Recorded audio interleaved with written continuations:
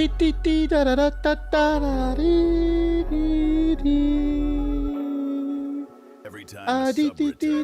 a sub returns, Sabretooth returns to mash my meat What's into good? What's good? What's oblivion. good? 1 second, y'all. Every time a Oh! sub returns, Sabretooth returns to mash my meat into oblivion. Here we fucking go. Oh my goodness. Okay. 1 second. Let me turn these lights. Every time I'm a sub fucking tired, but I'm returns, here because I'm Sabretooth consistent. returns to What's going mash on, beautiful my people? My name is the meat Black into Hokage, aka oblivion. TBH. And to be honest, today's December 12th, 2025, and I'm back with more of that quality bullshit. And of course, I'm joined by the very handsome Akamaru the Dagu. What's good, my boy? You ready for your intro? That motherfucker came running. He was chilling at the door. You had to say my name. What's good with everybody? What's good with everybody? Somebody in the chat said, man, we all knew Expedition 33 was gonna sweep. No, have you been on the internet today? Today has been, we got another Spider-Man 2 situation on our hands. Another Baldur's Gate 3 situation. No, if you watch this stream, you more than likely knew that Expedition 33 was gonna sweep. But it was a lot of people that didn't know because the internet right now is... It's been a lot of debate. My entire timeline is motherfuckers just arguing on Twitter, videos on TikTok. A lot of videos hit my the gaming community. The ball and gun community is in shambles. A lot of videos were hitting my For You page. So I was like, you know what? I saved a bunch of them. And I said, you know what? That's how we gonna start off the stream. Let's talk about it, man. Let's talk about it. Shout out to Jeffy with the sub. Appreciate it.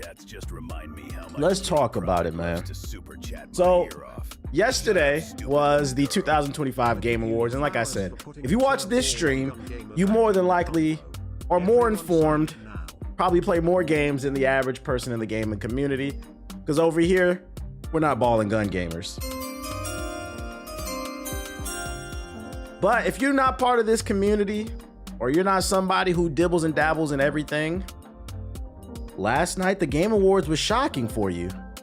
If you didn't catch it, Expedition 33, I predicted it was gonna get at least 6 awards, but I thought maybe it was gonna be one of those situations where Jeff Keighley was gonna politic and he didn't want it to. Like, I thought it should be a sweep in terms of the quality of the game, but I thought maybe it might be one of those situations where Jeff didn't want to hurt people's feelings. You know, devs are flying from across the world, across the country to LA to be celebrated, and then to watch just one company, basically one game, get celebrated.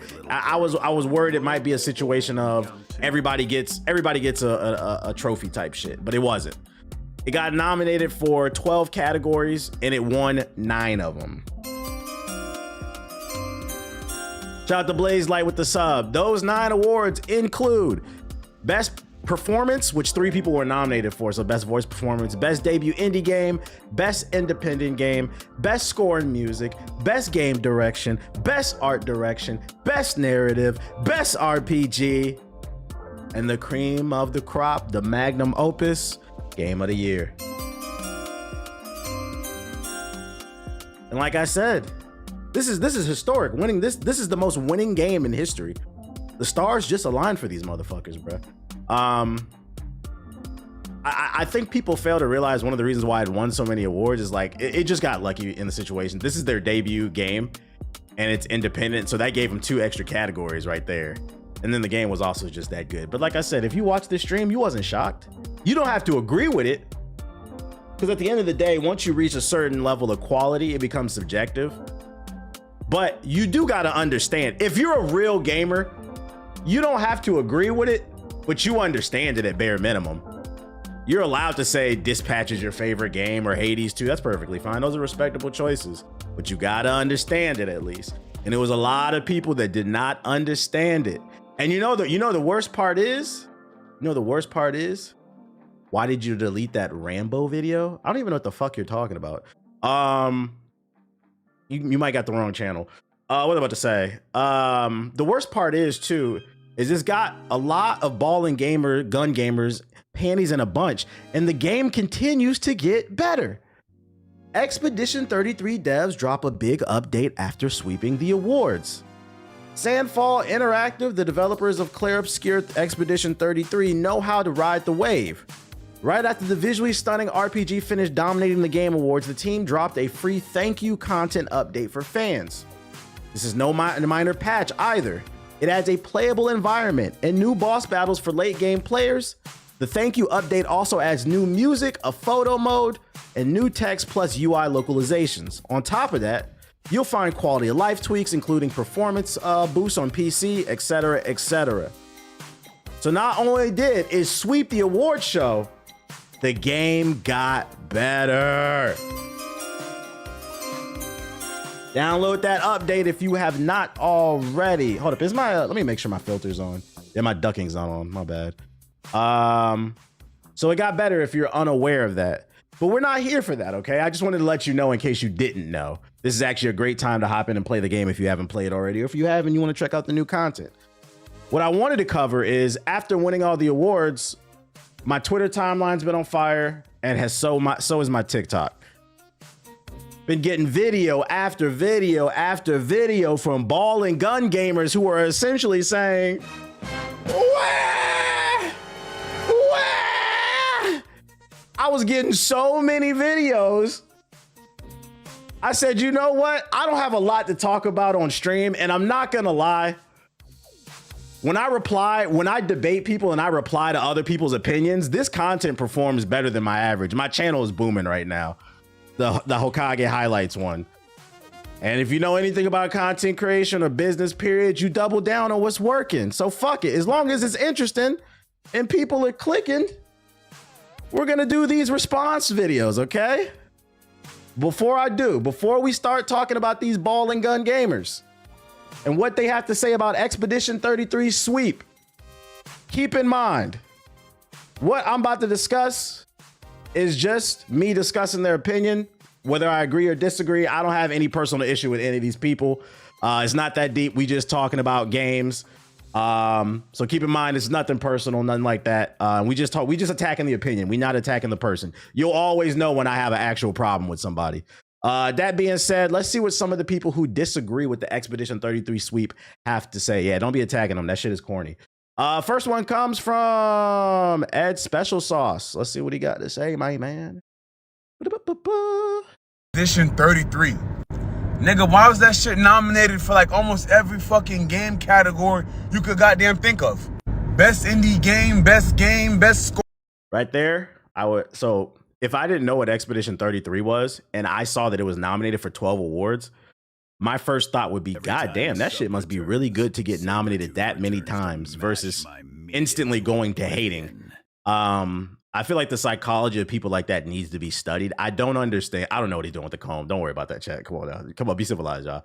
I don't understand why people's mind instantly goes to hating when they see something is being celebrated. Especially in this world where like there's a lot of negativity going on. I don't know. My brain instantly goes to, oh, that's cool. What is that? I want to learn more about it, but let's keep going. Or best fuck, like what? Never heard this game in my fucking life. What the fuck is that game? Then I find out. So I already watched this one. When he was saying that, my brain instantly went to, he's a ball and gun gamer. But I'm going to keep letting him speak because he said something in this video and he beat the allegations. He's not a ball and gun gamer. He just didn't know what Expedition 33 is. So I'm going to let him keep rocking it and we're going to talk about that. It's turn-based. Personal opinion, I fucking hate RPGs. Turn-based games, I fucking hate that shit. Like, yo, that's me personally. But there's no way that shit was best game. It won all those categories. What the fuck is that game? Best indie game should have definitely gone to Dispatch. Like, I don't know. And right there, when I was like, okay, so be chill. He's not a balling. I was joking. He's not a ball and gun gamer. He played Dispatch. I'm gonna give him some clout. He played it. I haven't even played it yet. That's next on my bucket list after Ninja Gaiden 4. So I'm gonna give him some clout.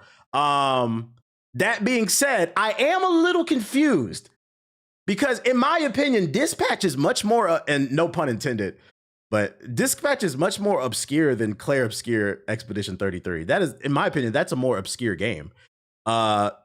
So for you to be like, what the fuck is Expedition 33, but you played Dispatch, that was kind of strange, but kudos to you for you playing it.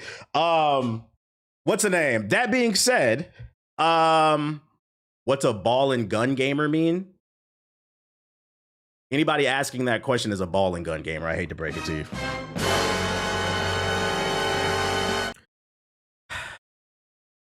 It's pretty self-explanatory, but I'll explain it to you, and then we'll get back to this.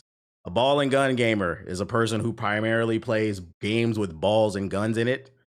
It is a stereotype. Yeah, it's pretty self-explanatory. It is a stereotype put on people. I think the main issue people have with ball and gun gamers is not that they play games like Call of Duty and 2K and Madden and FIFA. It's more in GTA. It's more so of their dismissive nature. So when you refer to, if you're somebody who only plays ball and gun games, we're not talking about you. You're allowed to like those. The term ball and gun gamer is a term put on people who are dismissive towards anything else that doesn't have it. So know the difference.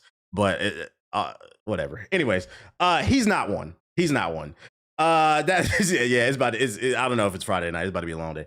I'm confused how you knew Dispatch, but you didn't know Expedition 33. But yeah, you gotta. People gotta stop doing this thing where they see something get nominated for a bunch of shit and they'll be like, "What the fuck is that? Just try it."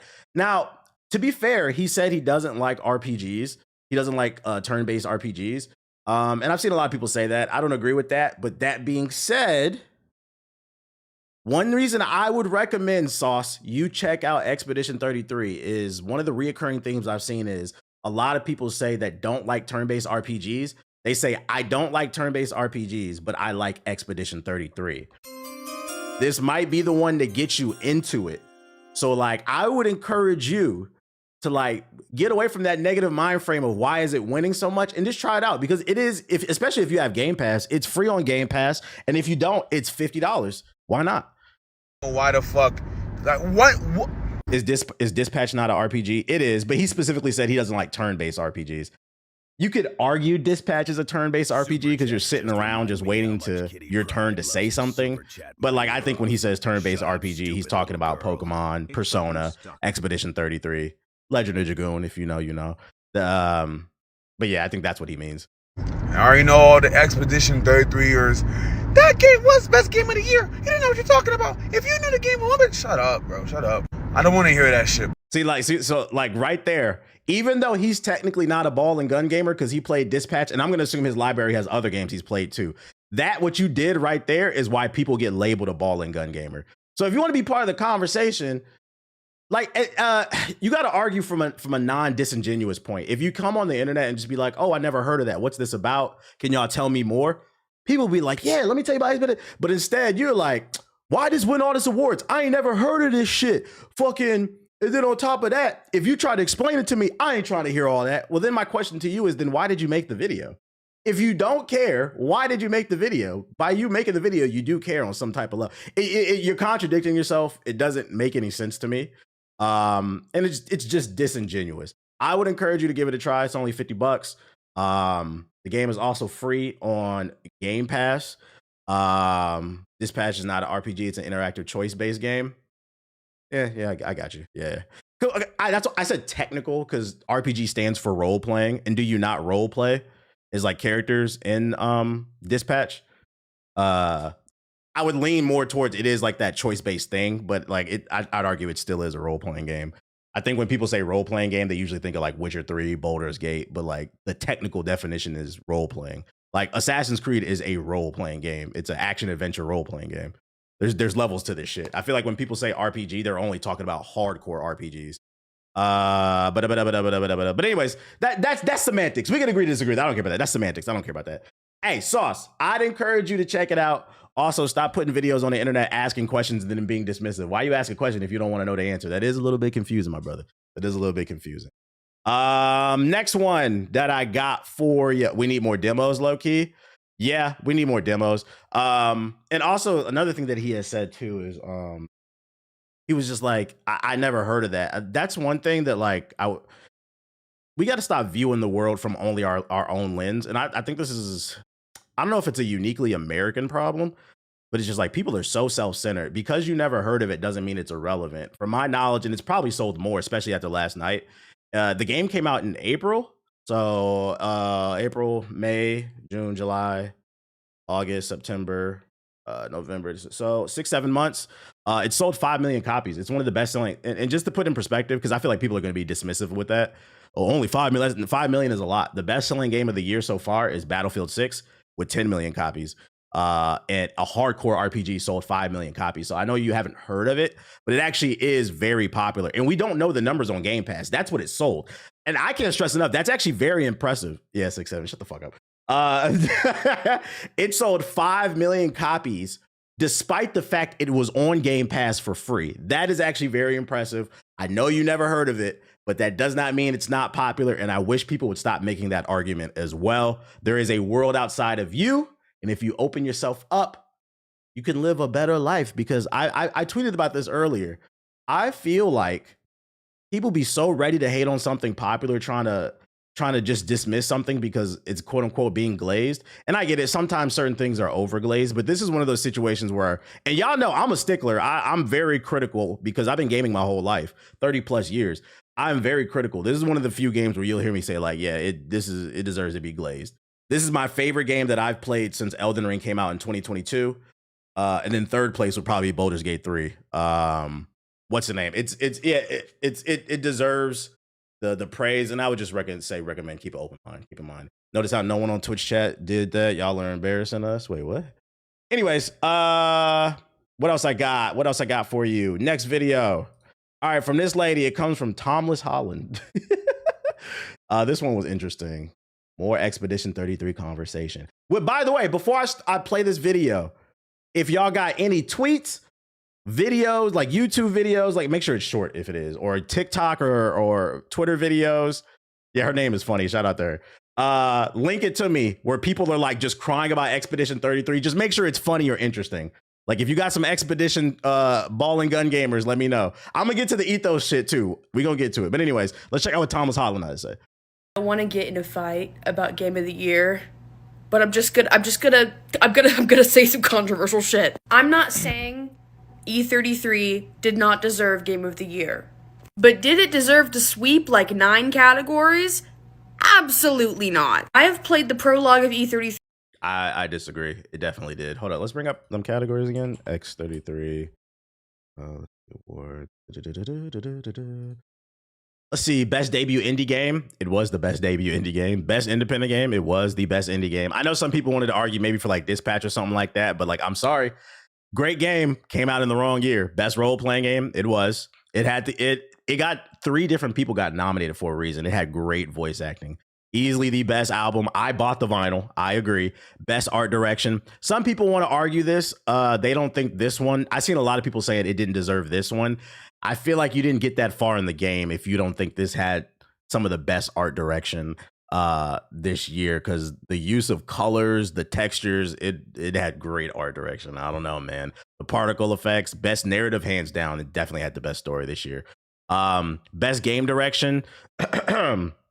I think it did, and I thought it was game. Let me see what she has to say. Which one did you feel like deserve a different award? Refused to play E33 for a while out of spite because everyone was glazing it out the ass. Chat, let's talk about it. I don't understand this mind frame. Why, when something is being praised, do people feel the need to just be like, I don't want to check it out? So I'm not gonna lie, you kind of poisoned the well right there. You just admitted you was a hater, unfortunately.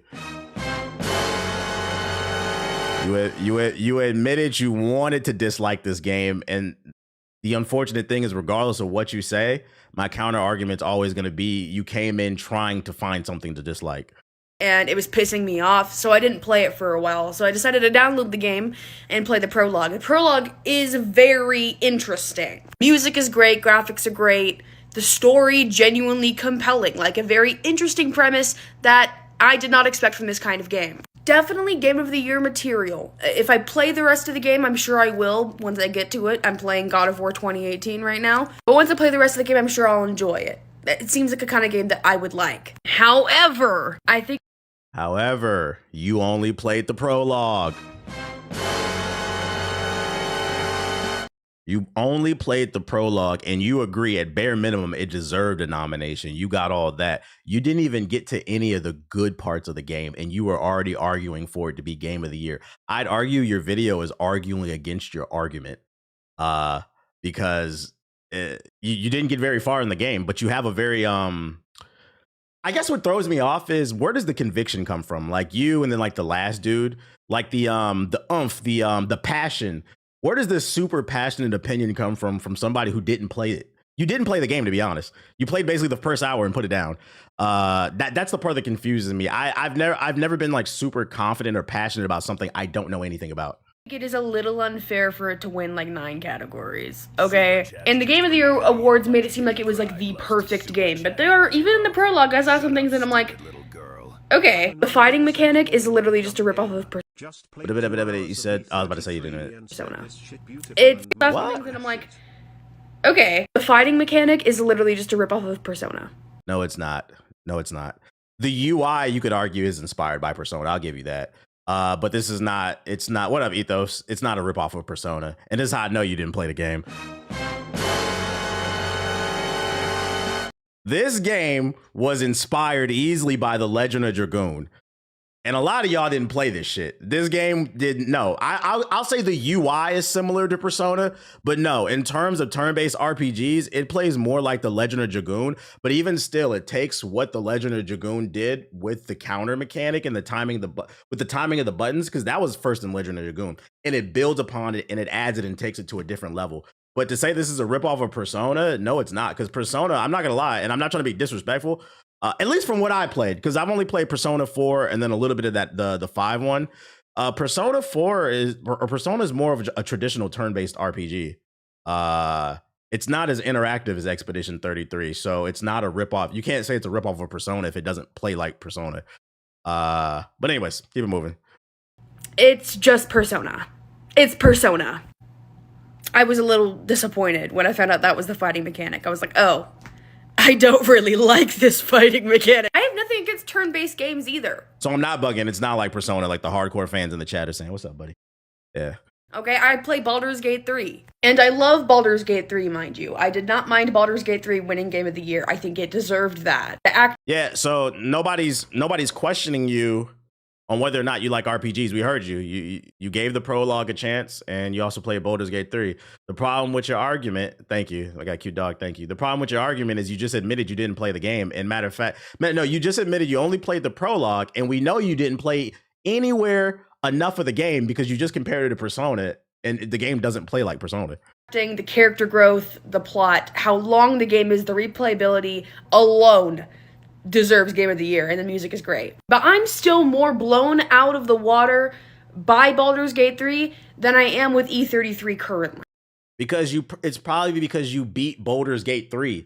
You just admitted you only played the prologue, and then you miscalculated the gameplay. You probably think more of it because you played more of it, which allowed you to form more of an opinion. That could change when I finish the game. These are just my current thoughts. It's not a full opinion because I haven't finished the game, so take that with a grain of salt. See, this is why I hate Persona fans. They got an agenda against it. Nah, Baldur's Gate 3 offers way more. I would say Baldur's Gate 3 offers more from a choice standpoint. From a choice standpoint in terms of how you shape your narrative. But I'm going to be honest, even though Baldur's Gate 3 has more for how you can shape and change the story, I think Expedition's story, its narrative overall is stronger and it's more concise. But if you want to give Baldur's Gate 3 the edge, I'll accept that. That's like apples to oranges. For me, I would say that's preference. I think the writing is stronger in Expedition 33. I think Baldur's Gate 3 has its moment, but like in that third act, I feel like it falls apart. But it's apples and oranges. There are just some categories that I think other games outperformed. Like that E33 did well, but not as well as these games did. For example, best indie category. I'm sorry. E33 was heavily funded, and I think created by ex-Ubisoft people or something like that. That's what I've heard online. I don't know. Yes, this is why it's important to do a Google search. They are former Ubisoft developers, and they went and formed their own studio, but they are not backed by Ubisoft. Therefore, it is independent. Independent means you are not backed by like a mega corporation. That's all it means. Just because you're able to raise a bunch of money through other ways does not mean you're not independent. Keyword is X. Yeah, ex Ubisoft. That could still be indie. Oh boy. It had a giant. Also, it had a $10 million budget. That's not big in consideration compared. For those unaware, the game only cost $10 million according to reports. A lot of these AAA games cost $100 million plus. at least 50. And then you saw Concord was 200 million. So it had a very small budget in comparison. Had a massive team. Well, massive compared to another indie game. So now 30 people is a massive team. So like, I really need, I'm not going to lie. This is why I be going to war with the indie game community. Some of y'all are annoying. I'm not going to lie. Just because it wasn't made by 1 to 5 people and didn't cost a shoestring to make does not mean it's not indie, guys. So now the argument is it doesn't deserve Best Indie Award because it had 30 people on the team in comparison to other major studios that have hundreds, if not thousands of employees. We should be praising this game. It was made by 30 people. It is indie. That, yes, it's Silksong. It's Silksong. 4 people made that game. And say what you want about Silksong, about its difficulty, whatever. Get good. Silksong is amazing. And for... we're getting to the gist of it. She's a Silksong fanboy. She was waiting years for it. So she just has an agenda. She doesn't have an actual point. Specifically, indie game enjoyers. No, I'm saying indie game and not games like GTA. It was the most anticipated indie game of at least the last 5 years to a decade. Star Wars Battlefront was... Do you remember the original Star Wars Battlefront? That was one of my most anticipated games when it came out that year. What was it, like 2014 or some shit like that? That shit ended up being ass. Being anticipated doesn't mean it's the best. That's not how this shit works. I'm not gonna lie.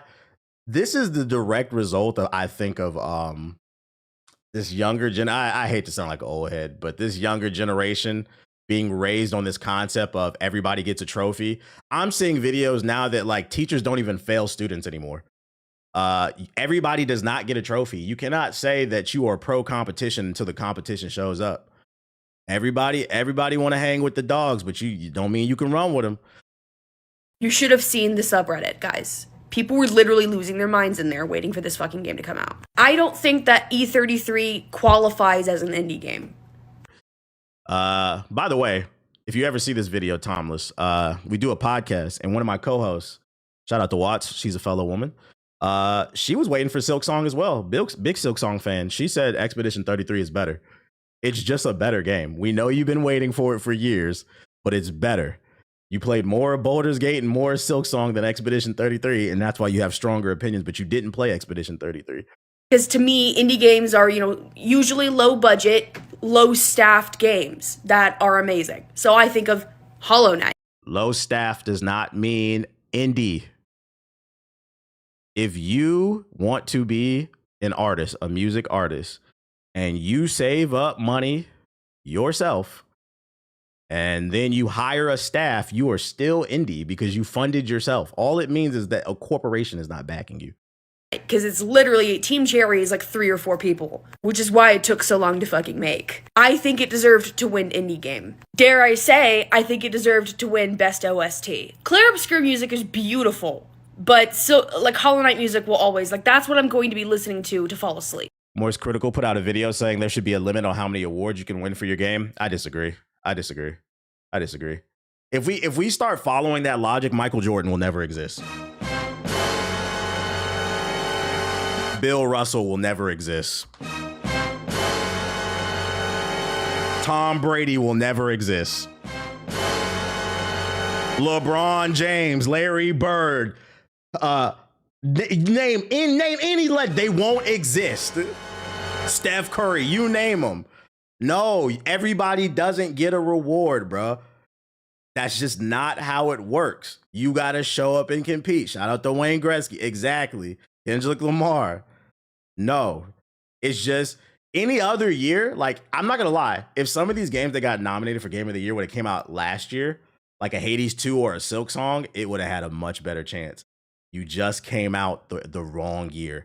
Matter of fact, the same thing is going to happen next year. Regardless of the quality of Grand Theft Auto 6, it could just be mid to above average. Because of its popularity, it will be nominated for Game of the Year.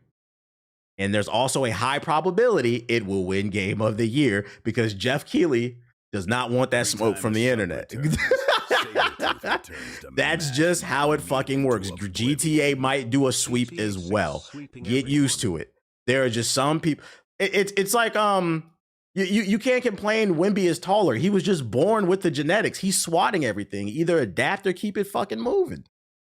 It's not going to be Claire Obscure. I'm not going to be listening. I can understand the sweep sentiment. This was a great year for gaming, and some great games got 0 awards. Womp womp. You should have. I've been said it on this stream. One of the best things, and this is why I said we need to start this PR company.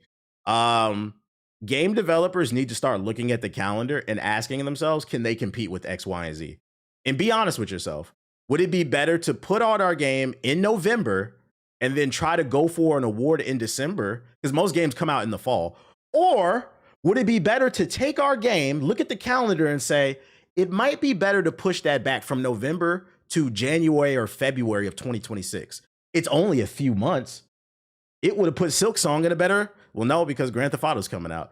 It's just a bad, this conversation is proof that gaming isn't dead.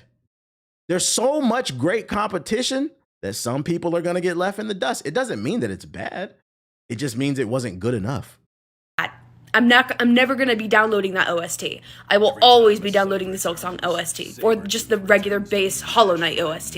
Those OSTs are fucking banger. Calming and relaxing, and I love them. Art direction? I don't think should have gone to E33. I think it should have gone to Hades. Hades art has always been so precious to me. I love the Hades art style. And it's just me because I'm a 2D animation, 2D art glazer because it's a dying art. Not a lot of games are 2D anymore. So it comes down to you're upset that what you think should be glazed didn't get glazed. This is so subjective.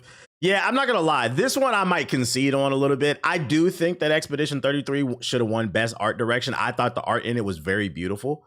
But like, if somebody really wanted to argue me down, like Hades or Silk Song should have won it, I'll let you have that one. That one's not that big of a deal. So like, I'll concede on this one. I don't really care that much.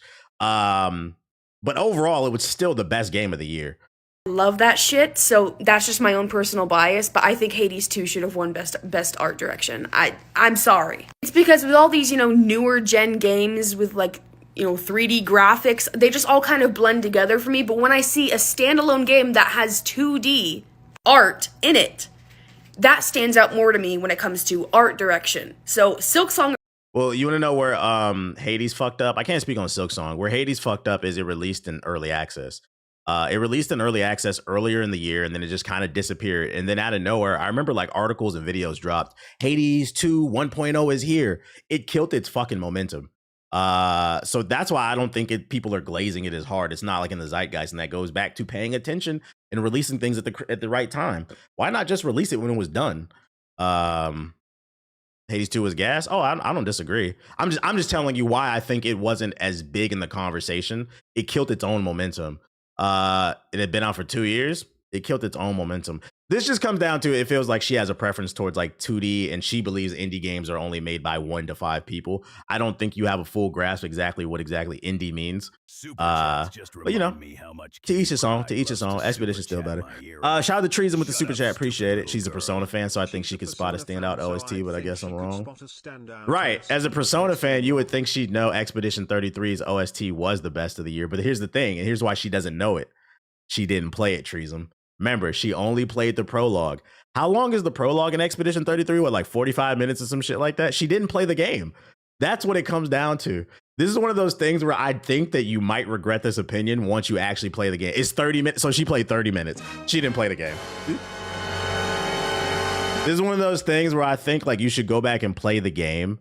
And your opinion might change because you didn't play the game. Next one. What else we got? Hey, send those videos in if you got them. This next one comes from Skin Knee. And she says the Game Awards needs to be stopped. She coming in hot.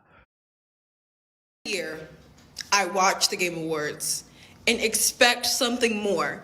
And it was the way that it was like deliberately throughout the entire programming. They were like, guys, we promise this one's good. No.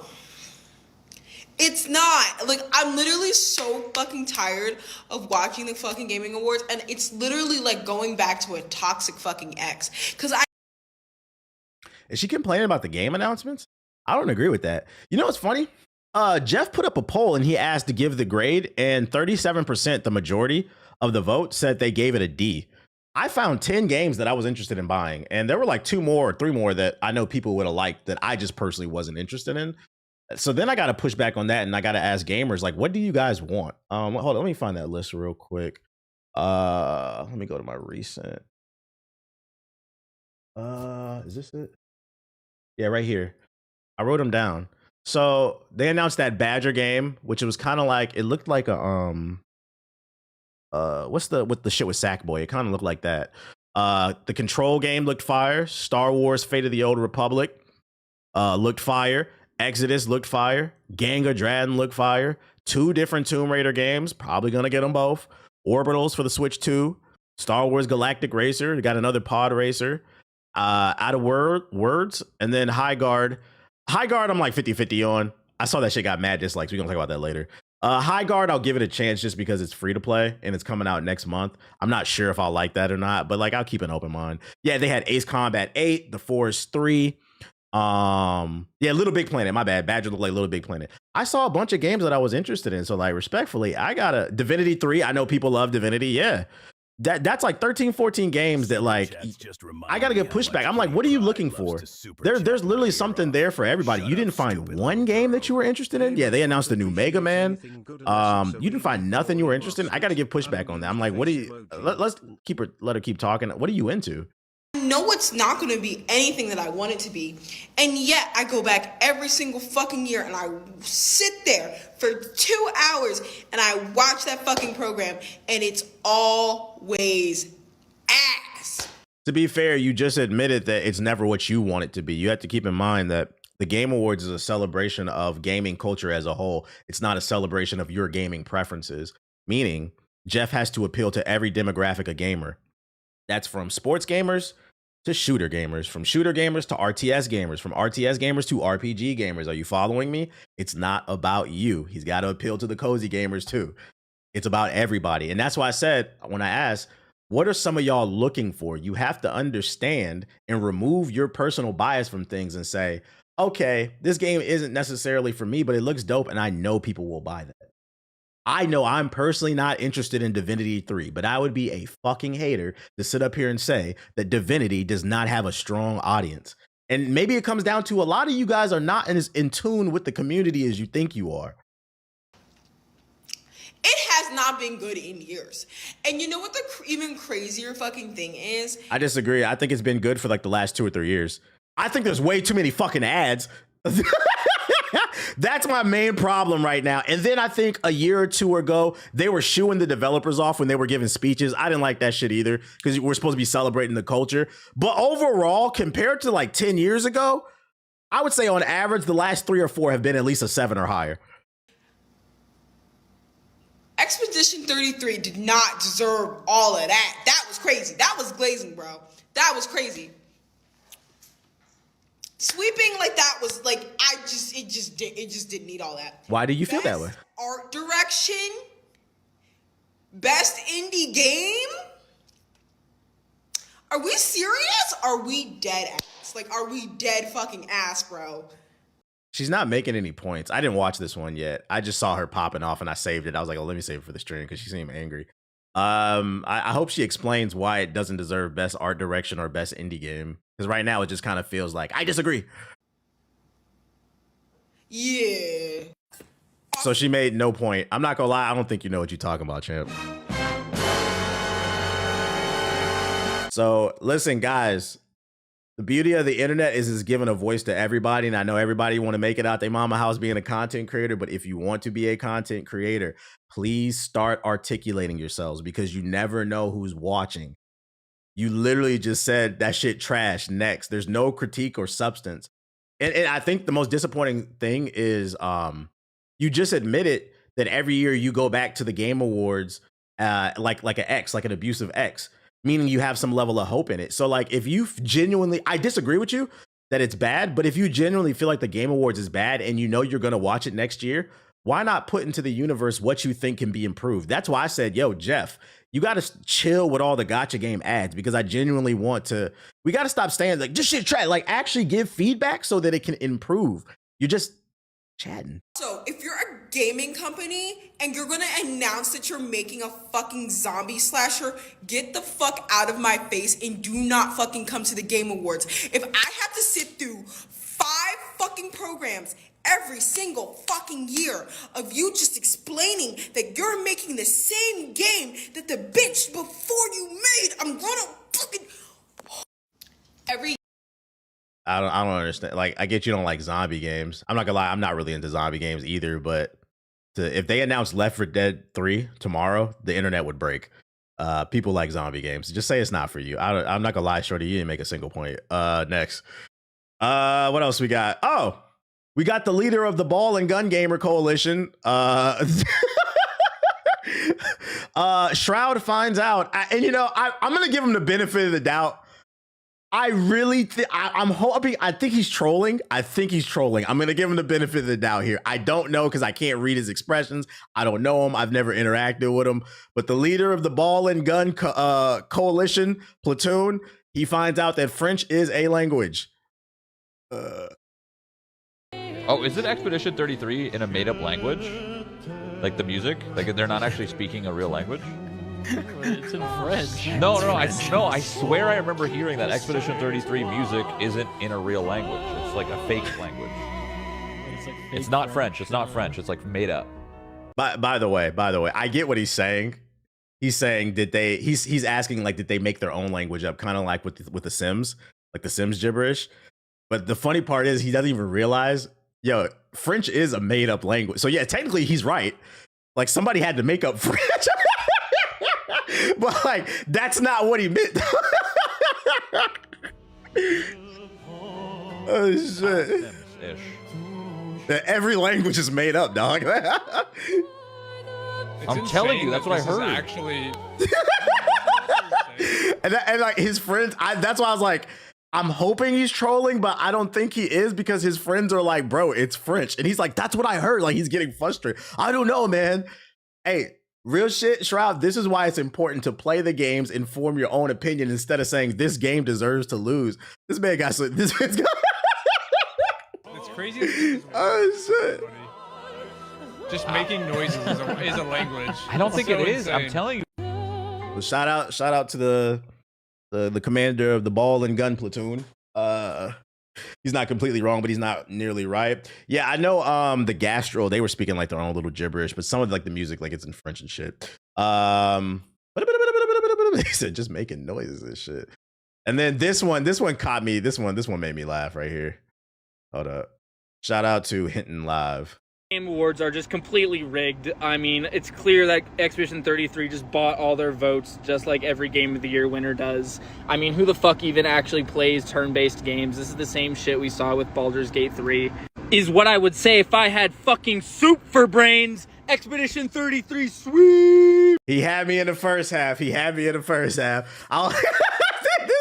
I'm like, yo, what the fuck is he talking about, bro? But he had me to shout out to you. That shit made me laugh, bro. He made me laugh. He had me in the first fucking half. W bait. Thank God I have a proper attention span and I didn't run to the comment section, bro. He sold that shit. Shout out to you. That made me laugh. What else did I have? Oh, this one right here. This one made me laugh too.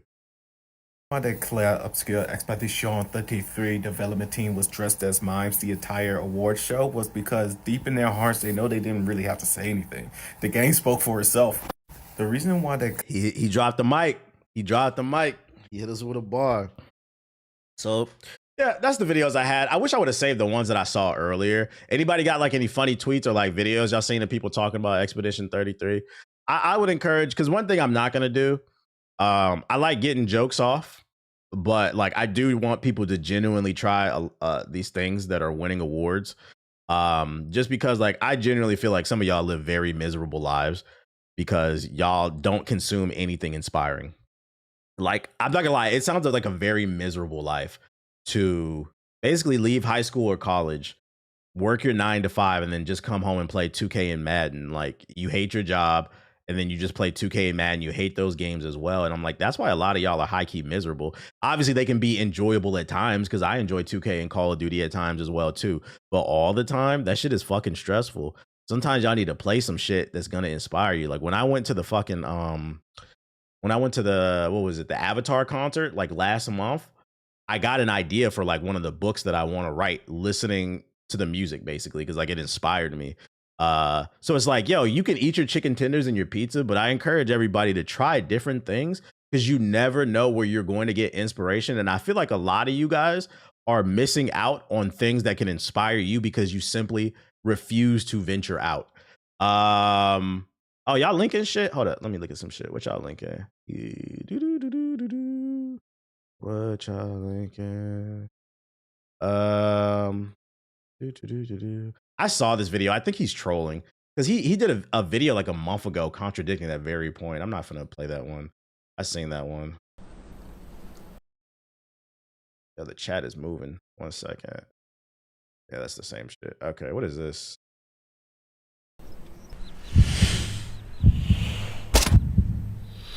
Bro, this was released on September 24th. What the fuck does this have to do with anything? Yeah, this has nothing to do with anything. See, this is why I ban you niggas, bro. This is why I lock the fucking links behind Hokage, who subbed. Bro, I watched the Avatar concert. That Secret Tunnels arrangement had me balling. Secret Tunnel. Secret Tunnel. Yeah, I should ban whoever linked that shit. Secret Tunnels. Like I remember when I left the Avatar concert, like it was like a mad crowd trying to get out of the theater, the amphitheater. I was like moving. I was like, I need to write this shit down on my phone before I fucking forget, bro. What else we got? Shroud saying Expedition 33 winning game of the year. What the fuck? What else we got? What else we got? I got other stuff we can talk about too. You can see where gameplay started to matter less in favor of storytelling. Oh shit. So he's saying storytelling matters more. First of all, what's the story of Astrobot, chat? Also, to dismiss Bouldergate and Expedition story is crazy. I don't even know. I know a little bit of the story of Elden Ring, like the basis of it, but we played Elden Ring for the story. This was a combination of the story and the gameplay was crazy. This is the one I do agree shouldn't have won Game of the Year. That shouldn't be there. That should be Ghost of Tsushima. Sekiro Shadows Die Twice. Nobody played that for the story. We played that for the fades. It was the gameplay. God of War was a combination 2018 of the story and the gameplay. It was great. Zelda, some people played it for the story, but I feel like most people played it for the gameplay. And then Overwatch, people 100% played it for the gameplay. This is actually a dog shit opinion from this dude, bruh. This lineup is actually immaculate. This is mostly gameplay. These are great fucking games besides this one. Even Overwatch, because one thing, hey, before we move on to the next topic, one thing, that's my friend, he's trolling. Oh, he better be then. He better be. All right. I was about to say, one thing before we move on to the next topic, I want to say is I have started to see a revisionist history on Overwatch, and this is coming from somebody who does not like Overwatch anymore.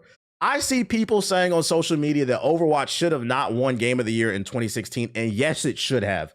It was, everybody was on Overwatch from like 2016 to like 2019. It's just because it's a live service game. It got worse over time. Some people got tired of it. And that's kind of the issue with live service games and why multiplayer games usually don't win Game of the Year. But to say it didn't deserve it in 2016, we got to stop the revisionist. Y'all not going to do that. It deserved it. It was great. Even I was on that shit like crazy. That shit went crazy. Even if you didn't like it, you couldn't deny the influence. Everybody and their mama was cosplaying as fucking Tracer and shit. But yeah, that's what I got with the Expedition 33. We've been talking in our Discord how he rage baited everyone. Well, I'm glad you let me know. I was gonna say, this is the problem with getting paid on Twitter, bro. I was gonna say, that was a horrible opinion.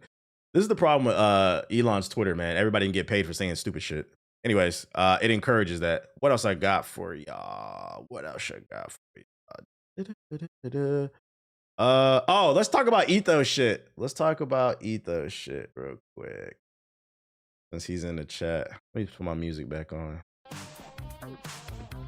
Since ball and gun gamers have been the topic of discussion lately, which, by the way, can we just clarify this? Because I've seen some people giving me a little bit too much credit. And I want to be honest, I want to be fair.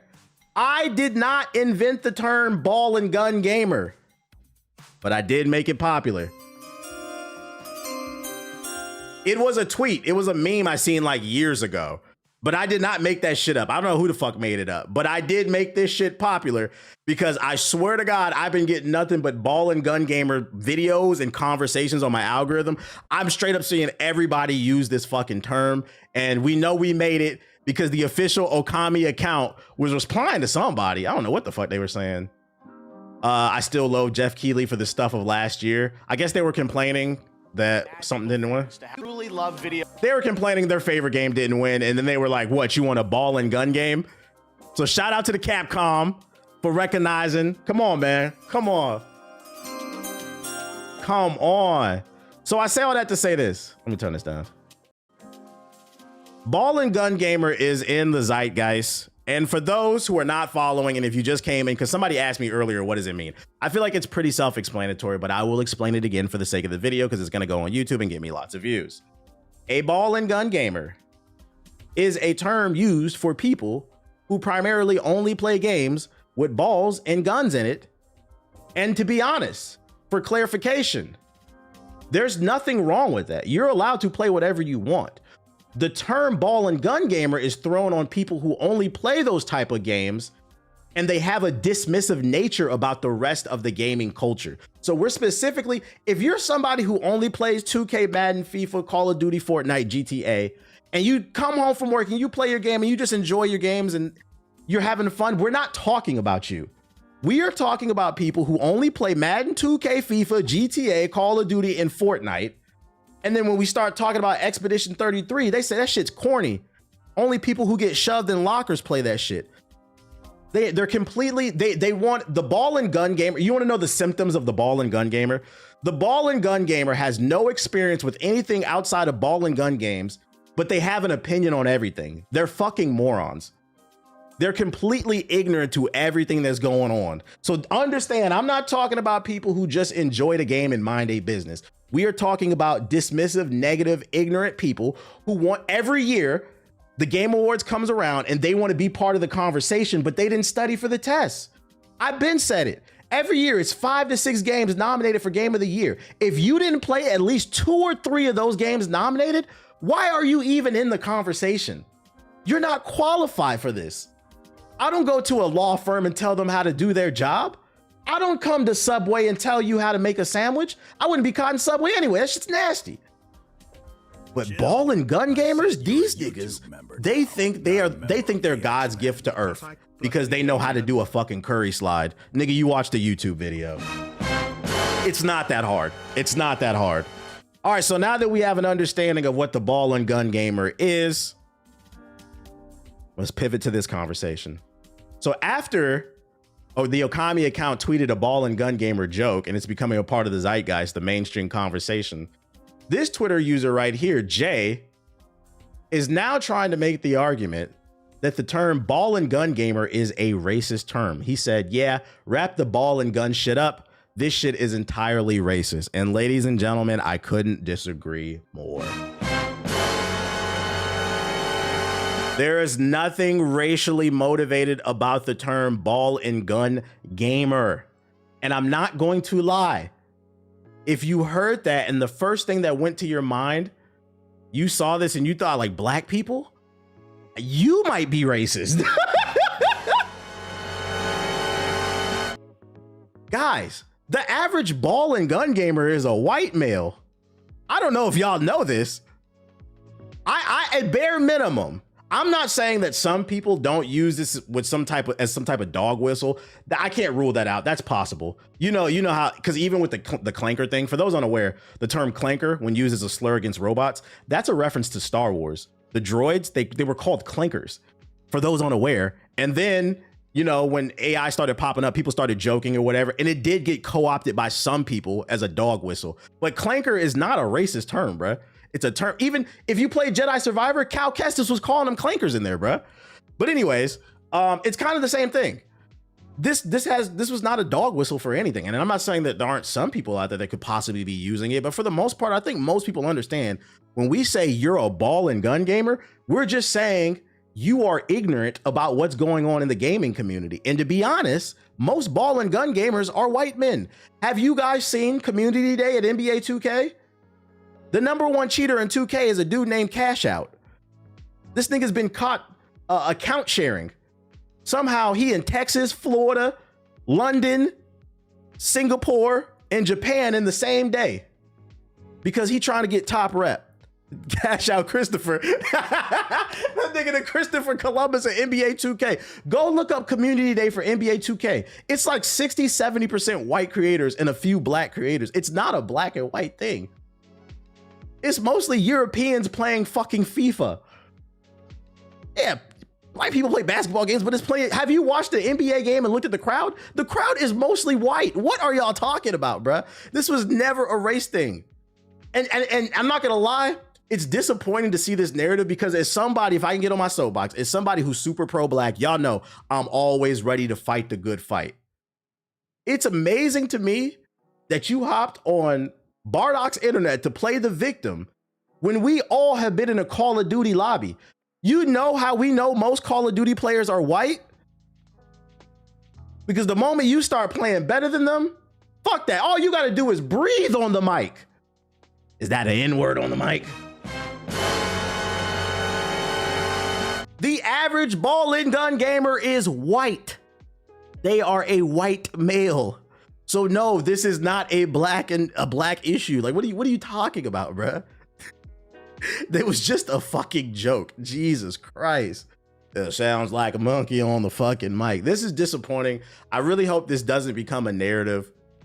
I can't speak for everybody else. At bare minimum, I can say when I'm saying you're a ball and gun gamer, I'm just simply saying you're somebody with a limited palate. You are somebody who eats chicken tenders trying to comment on the taste of caviar. You are somebody who eats Arby's trying to comment on the taste of lobster. That's all I'm saying. That's what the ball and gun gamer does. Man, I ain't eating that shit, bro. Where my chicken nuggets? Get my dinosaur chicken nuggets at, nigga. Shout out to Bloody with the super chat. Appreciate it. And then you try to put them on to stuff and they don't even want to hear it. That's another symptom of the ball and gun gamer. I forgot to bring that up, right? Not only do they only play ball and gun games and they love to be dismissive of other games, they love to also be in the group chat. And some of y'all can probably attest to this. You'll be in the group chat, you'll be in an Xbox Live party chat, Discord, whatever, and your homeboy be like, man, gaming dead. This shit boring. I need something different to play. Hey, man, I got this cool game called Hades 2. That shit 2D, nigga? Nah, that shit corny, bro. That shit corny. I'm not doing that, bro. I'm not doing that. I can't wall run and get a bacon skin? Nah, I'm not doing that, bro. Expedition 33 got classical music in it. Nah, bro. I've heard white people say they make their 2K players black because they won't pass the ball to them. And you know what? That's real. I've heard that too, for those unaware. Apparently, a lot of white people make black characters because they can't get the ball in the rec when they make a white player. And I'm not going to lie. I believe that. I believe that. I believe that. I'm not going to lie. So I was like, you know what? That makes sense. I've heard that same exact thing. So I think maybe the perception of, at least with NBA 2K, is there's a lot more black than white people or other ethnic groups in the game because you primarily see black people. No. Yeah, I would say 90% of the players in the city in NBA 2K are black, but not all the players are actually black. There's white, Asian, Hispanic people cosplaying. Digital blackface. A game cannot sell multi-millions every year with just the black community. I hate to break it to you, at least in the United States, we're only 10 to 13% of the population. It's just not possible. And then not every black person is a gamer on top of that. It's just not possible. And then you got funds and all this other stuff. So to run to the internet and be like, oh, this is a racist thing, I think it waters down the conversation and it makes it hard to have real conversations when some real shit is actually going on. And I'm here to let y'all know this is not one of those, bruh. Ball and gun gamer has become a slur, but it's not a racial slur. It's just a slur to let you know you're a fucking idiot. Well, it lets you know some people don't like sports games. They got low testosterone type shit. If you see ball and gun and immediately think black people, that says more about you. Exactly. Exactly. And it's always the anime pictures, man. So that's me getting on my soapbox to be like, no, we got to nip this in the bud. No, that's not what this is, bro. Don't ruin the fun. Ball and gun gamer is not a racial slur. It's just an insult. A basic insult. Speaking of insulting, so at the end of the Game Awards, I think one thing that Jeff fucked up on and he dropped the ball. If I could change the lineup of the Game Awards, When they announced that Star Wars game, I would have put that at the end. The Star Wars Fate of the Old Republic. I would have put this game towards the beginning. Because he was like, I'm proud to announce a big announcement that nobody's seen before. Made from the developers of Titanfall and, and Apex Legends. And then we all was like, I don't know, bro. I just think he fucked up. And this is why I be saying, I'm trying to tell y'all, and this is anything in life, man. Believe it or not, like a quarter of just being successful in life is just being in the right place at the right time, bro. Getting your foot in the door and putting your foot down on the pedal at the right fucking time. And he just timed this wrong. I think what happened is he put this game at the end of the show and he creates super high expectations by saying, this is the final thing we're going to reveal. You've seen nothing like it. And da-da-da. He hyped it up too much and it should have been in the beginning. And last I checked, it had 8,000 dislikes on YouTube. And it's a new game called High Guard, made by some developers who left Apex Legends and Titanfall to form a new indie studio. But according to this article, a lot of people not fucking with it. Internet is not convinced it should care about another PvP hero shooter. Collective eye rolling plunges, big game awards. Final reveal is the YouTube dislikes whole.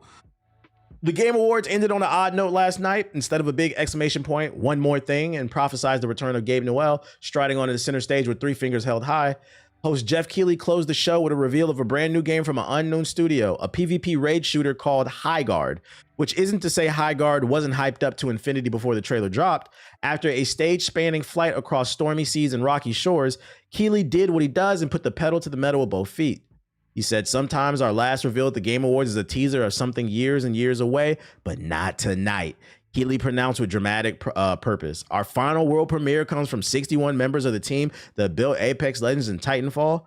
4 years ago, the principals founded a new independent studio with the hopes of pushing the shooter genre forward with the new original game, and they've done it in complete secrecy, which is even more amazing because the game is very deep in development, so he hyped it up. Which, by the way, can I state, I missed this part when he said it. I didn't know this game was in development. It started 4 years ago. This is the problem with another low-key problem with live service games. A lot of live service games nowadays are being made for the algorithm. And what I specifically mean is they're taking a look at what's working right at that time, and then they start working on something. But the problem is by the time the game comes out, that trend is usually moved on. So like, let's say like you and your friends start an indie studio with 10 members in it, because that is an indie studio, despite what that one girl said. It's not made just by one person. Let's say you and your friends, fresh out of college, start your own indie studio, 10 people. You guys are eating ramen and tuna every day just to get by to make this game. And you say, I want to make an extraction shooter because Arc Raiders is hot right now. Now, because this is your first time making a game, you don't know what kind of hurdles you're going to run into in the development process. Could be coding issues, not finding the proper artists, unique game modes, not you can't make any interesting characters. There could be a lot of issues that you run into. Now 5 years have passed and nobody gives a fuck about Arc Raiders, which by the way, I don't even think it'll take that long. It'll probably be a year, but y'all not ready for that conversation.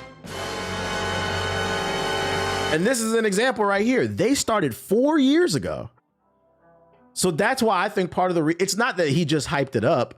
This started 4 years ago. And by the time it came out, people are kind of rolling their eyes. Niggas is on fucking extraction shooters. You said a PvP hero shooter again? I don't know, man. Not to mention platforms changing. Shout out to Treason with the super chat. I'm not learning 22 more character metas. I'm sorry. Real shit. You get too old for that shit. The power of independent self-published studios is to push this medium forward is a growing and I think positive theme in our industry. And so tonight, you're not only going to get the announcement of the game, but also your first look. So if you didn't see the trailer, I'll play it now. If you want to see, by the way, I uploaded my full reaction with me and the boys playing on Hokage highlights. If you missed it, it's also on the streaming channel, but just in case, it is on the channel. My question is, how do you capture that lightning in a bottle in a constantly ever-changing game industry? That's a good question. I got the answer for you on that one too. So the way you capture the lightning in a bottle in the ever-changing gaming industry, and this has nothing to do with gaming, by the way. The way you capture the lightning in the bottle is you stop chasing trends and you make what the fuck you want. All the greatest products in any form of media was designed because that's what they wanted to make, whether we're talking music, books, movies. The problem is everybody's trying to make an MCU movie. Quit trying to capture the lightning and make the lightning. That's what makes Expedition 33 so good. It came out of nowhere. And they made what the fuck they wanted. Like, I love when, stop me riding the wave. I love when I put on a new album And the first thing I think to myself is, oh shit, this is what this person has to say. This is where they are in their mind frame, and this is what they want to offer. And they say, with this album, take it or leave it. A good example is Wale just put out an album. That album to me is very poetic. It's the theme of the album is basically the mind frame of somebody with the avoidant attachment love style. If you're familiar with that term, that's kind of the theme. And he's giving you the mind frame of what that is and what that's like and I listened to that shit for the first time and I said, oh, this is a grown man and this is where he's at. He's not chasing an algorithm. And I think that's the problem. A lot of games are chasing algorithms. And you just need to make whatever the fuck you want to make. You need to, that's why I always tell people like, oh, you should work with this person. You need to do that. No, I'm making the videos that I want to watch. I would want to watch because this is what I'm interested in. I'm co-signing myself. I don't need a fucking cosign. So that's the issue. I felt that way about the Clips record. Exactly. I felt that's why that was one of my favorite albums too. The Clips made an album that you could tell they sat down with the producers and said, this is what we have to say. And this is how we're going to do it. And how are you going to help me? But it's too many people making things for the TikTok algorithm now saying, oh, this is what's hot right now. So how can we replicate it? And that's why you have a lot of rappers who sound the same right now. But I think hip hop's going to get in a better place in the coming years because, it fell out of the charts. So we're going to get more creativity. GNX was like that. He made what he wanted. He made a super West Coast album. That's what he wanted to make. You got to separate yourself. Yup. Oh, that's the video right there. What did I say? But yeah, let's check out this trailer for the game if you haven't seen High Guard. I feel that way about Larry. Larry June is in his own. He makes chill music. He's in his own lane.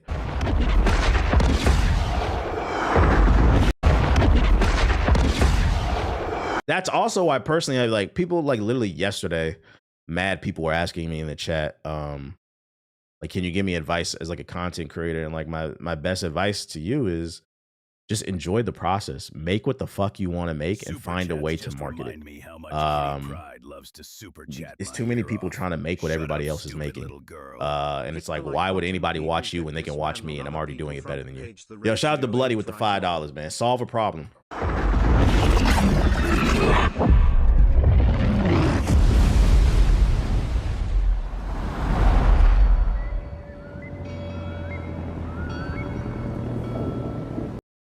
But Wale still goes back and forth with people that don't like his music. Like, why do that when everyone was calling it his best album?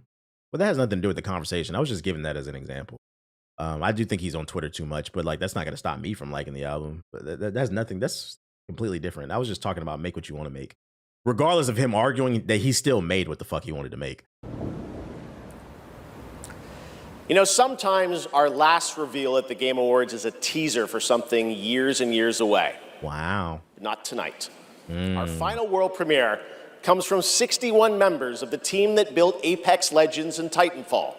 4 years ago, the principals founded a new independent studio with the hopes of pushing the shooter genre forward with a new original game. They've done it in complete secrecy, which is even more amazing because the game is very deep into development. The power of independent... Bro, get to it. Lands uncharted and dangers untold. You listen to Fabio Foreign TBH? You know it's funny, before we play this trailer, he's actually a great example of what I just described. You have to stop trying to recapture lightning in a bottle. And the reason why I say he's a great example is because literally this morning, he had a new music video drop and it went on my algorithm. So I clicked it. The title of the song is Big Drip Part 2. This nigga's trying to recapture fucking, what year did he come out? 2020 or whatever? And like in my head, I was like, bro, like, let it go. Yeah, you stuck in 29. Yo, make some new music, bro. I just laughed like, this ain't gonna work. Adventure without Big Drip Part 2. You think I'm playing? Look it up. And ride without rest. For coin. This shit look like Realm Royale. I fight to the end. You got something new for me? Hold up. That's what Legend. I'm gonna get to that 1 second.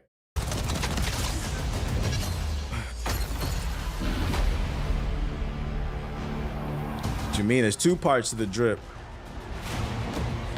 LOL, this did look lame. I don't think it looks lame, but like it didn't move me either. I'm like, I feel indifferent. And I always say when it comes to art, if art makes you feel indifferent, that's not good. You should either want to love it or like hate it. I didn't feel anything watching this shit. I just said at bare minimum, I'll try it because it's free to play. But if they, I'm not gonna lie, if they were saying this costs money, I wouldn't buy it.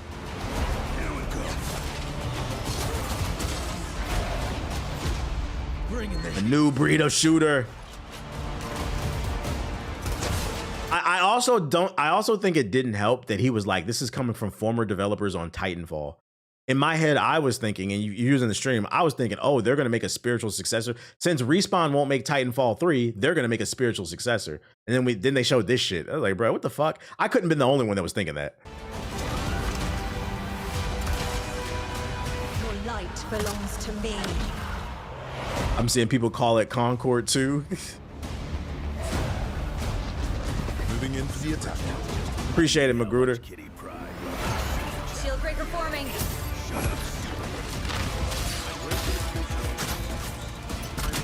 It literally looks like Valorant meets Overwatch. And I just don't know how I feel about this. Maybe this is one of those games where like it feels good. It feels better than what it looks.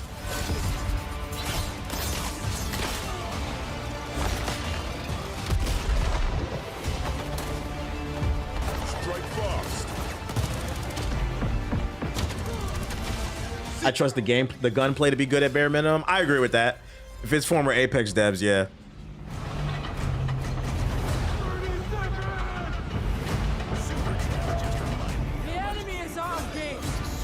Last don't know, but if this game can't even outperform Overwatch 2 live service, let alone Rivals, then I don't know. I think the telltale sign for this will be, so for those unaware, I mean, we can get to the end of the trailer. The game is coming out in January. It's literally coming out next month. It comes out January 26, 2026, and it'll be free to play. Is this going to be crossplay? What platform?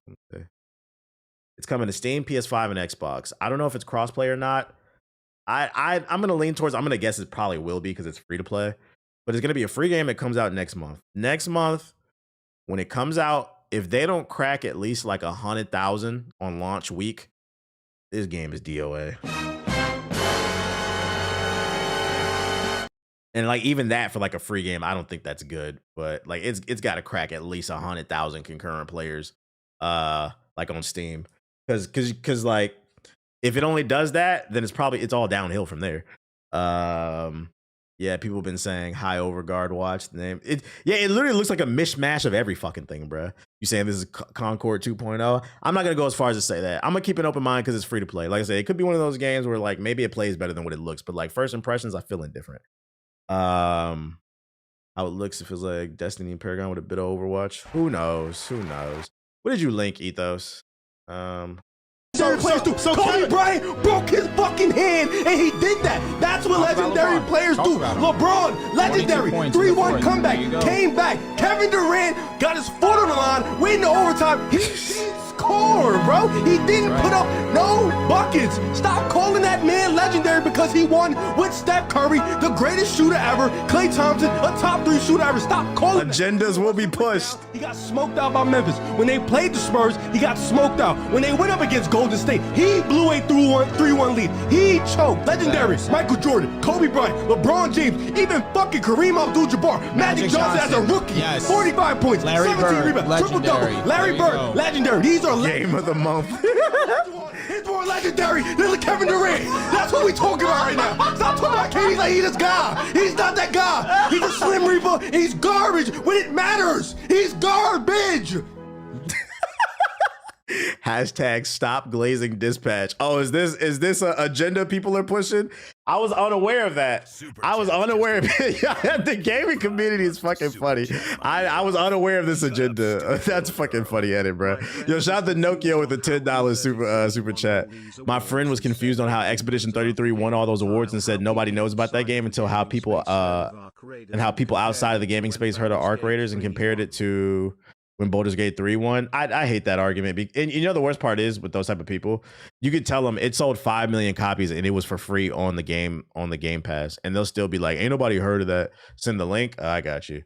Ain't nobody heard of that. And that's why I said one of the biggest issues I've noticed with the gaming community is a lot of people just are not capable of thinking outside of themselves. They just instead of saying, so when I see something that people are glazing, my brain says, oh, I have a blind spot. But for some reason, a lot of gamers, when they have a blind spot, they say, ain't nobody heard of that shit. And I just feel like y'all be blocking y'all blessings when y'all be doing that shit, bro. Y'all be blocking y'all blessings. Be like, yeah, you ain't heard of it. Like, it's such a self-centered perspective. Like, bro, you're not that important. Like, like Belancho last year, real shit. Dude, I watched you 2 years ago, found your stream. Welcome, welcome, welcome. Like, you are not that important to pretend like you are the center of the universe when it comes to this game and shit. Other news, exclusive, a new Alien game is back in development. Insider Gaming has learned that a new game based on the Alien franchise is back in development. According to sources, this new Alien title is a single-player arcade survival horror game that sees players trying to survive being aboard a decaying space station. They'll have to evade a mix of xenomorphs and spec op units in what's described to Insider Games as being the shadows of the Tomb Raider with xenomorphs at its current stage. The game, which has been in the works since 2020 under a variety of names, and was even first reported by Insider Gaming back in November of 2022. What was once codenamed Marathon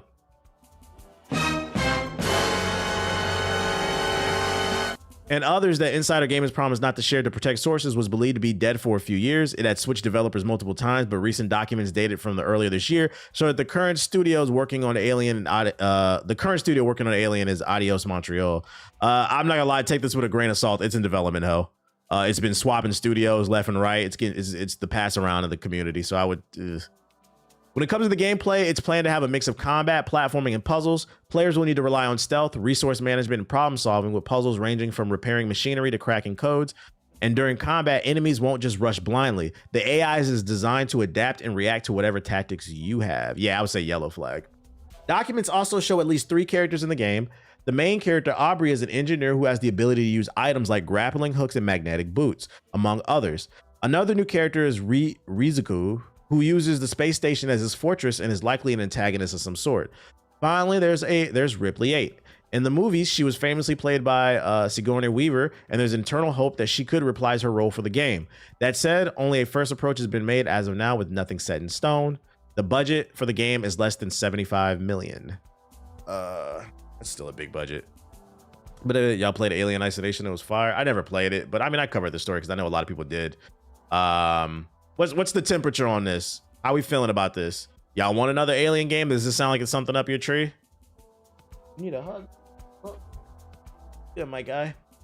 Less than, yeah, like that's a crazy stand. Keep in mind, Expedition 33 took 10 million. They said less than 75 million. Clearly more money doesn't mean better, right?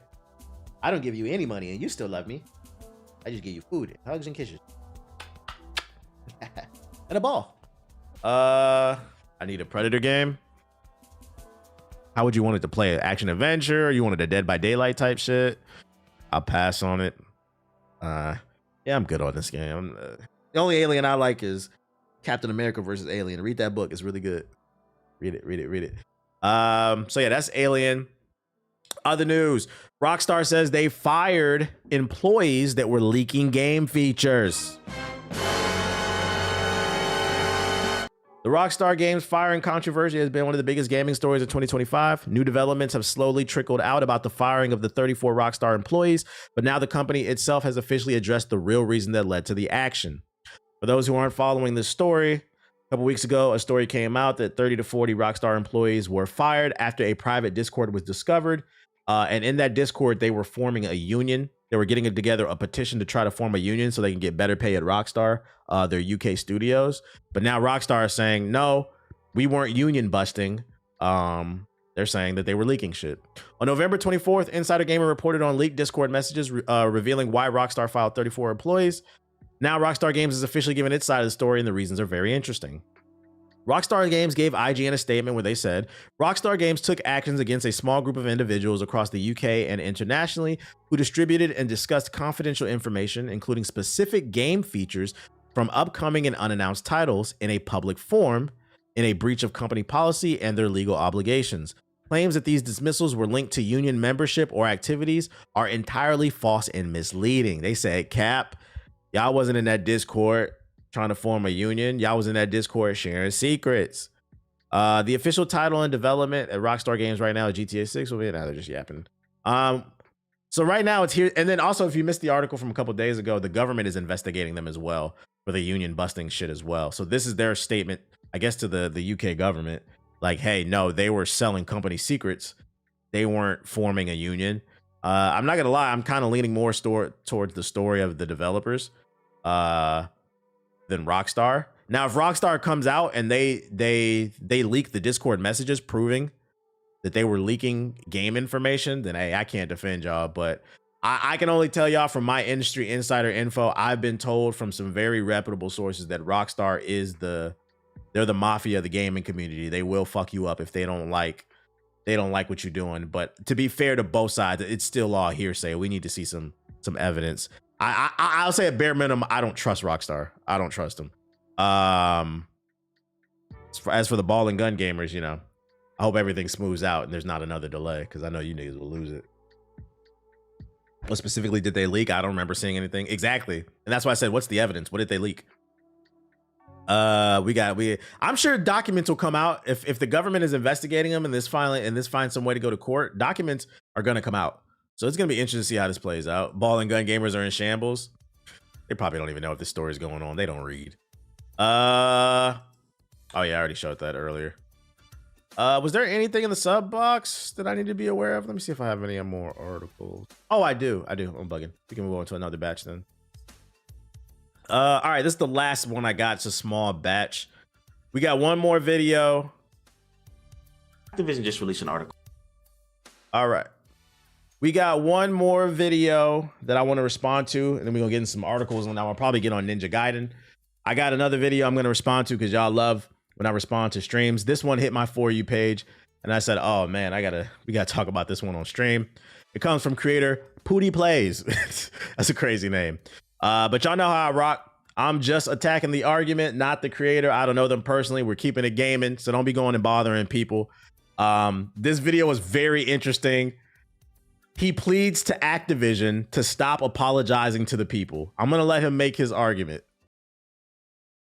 Well, apologizing to Call of Duty fans, basically saying we're sorry for making you play bullshit throughout the years. Here's a free weekend. We're gonna try to do things different, and I'm gonna keep it 100 with Activision. Stop. If you don't know what he's talking about, if you haven't been following the gaming space, Black Ops 7 sales are in the toilet, and they're in such bad shape that Activision released a statement apologizing, saying we're going to work on the game and make sure it's better. We're going to take our time. They also announced they're not going to put out any more back-to-back Black Ops or back-to-back Modern Warfares, and they did a free weekend. So they're basically trying to get in the good graces of the fan base. That's what he's referencing.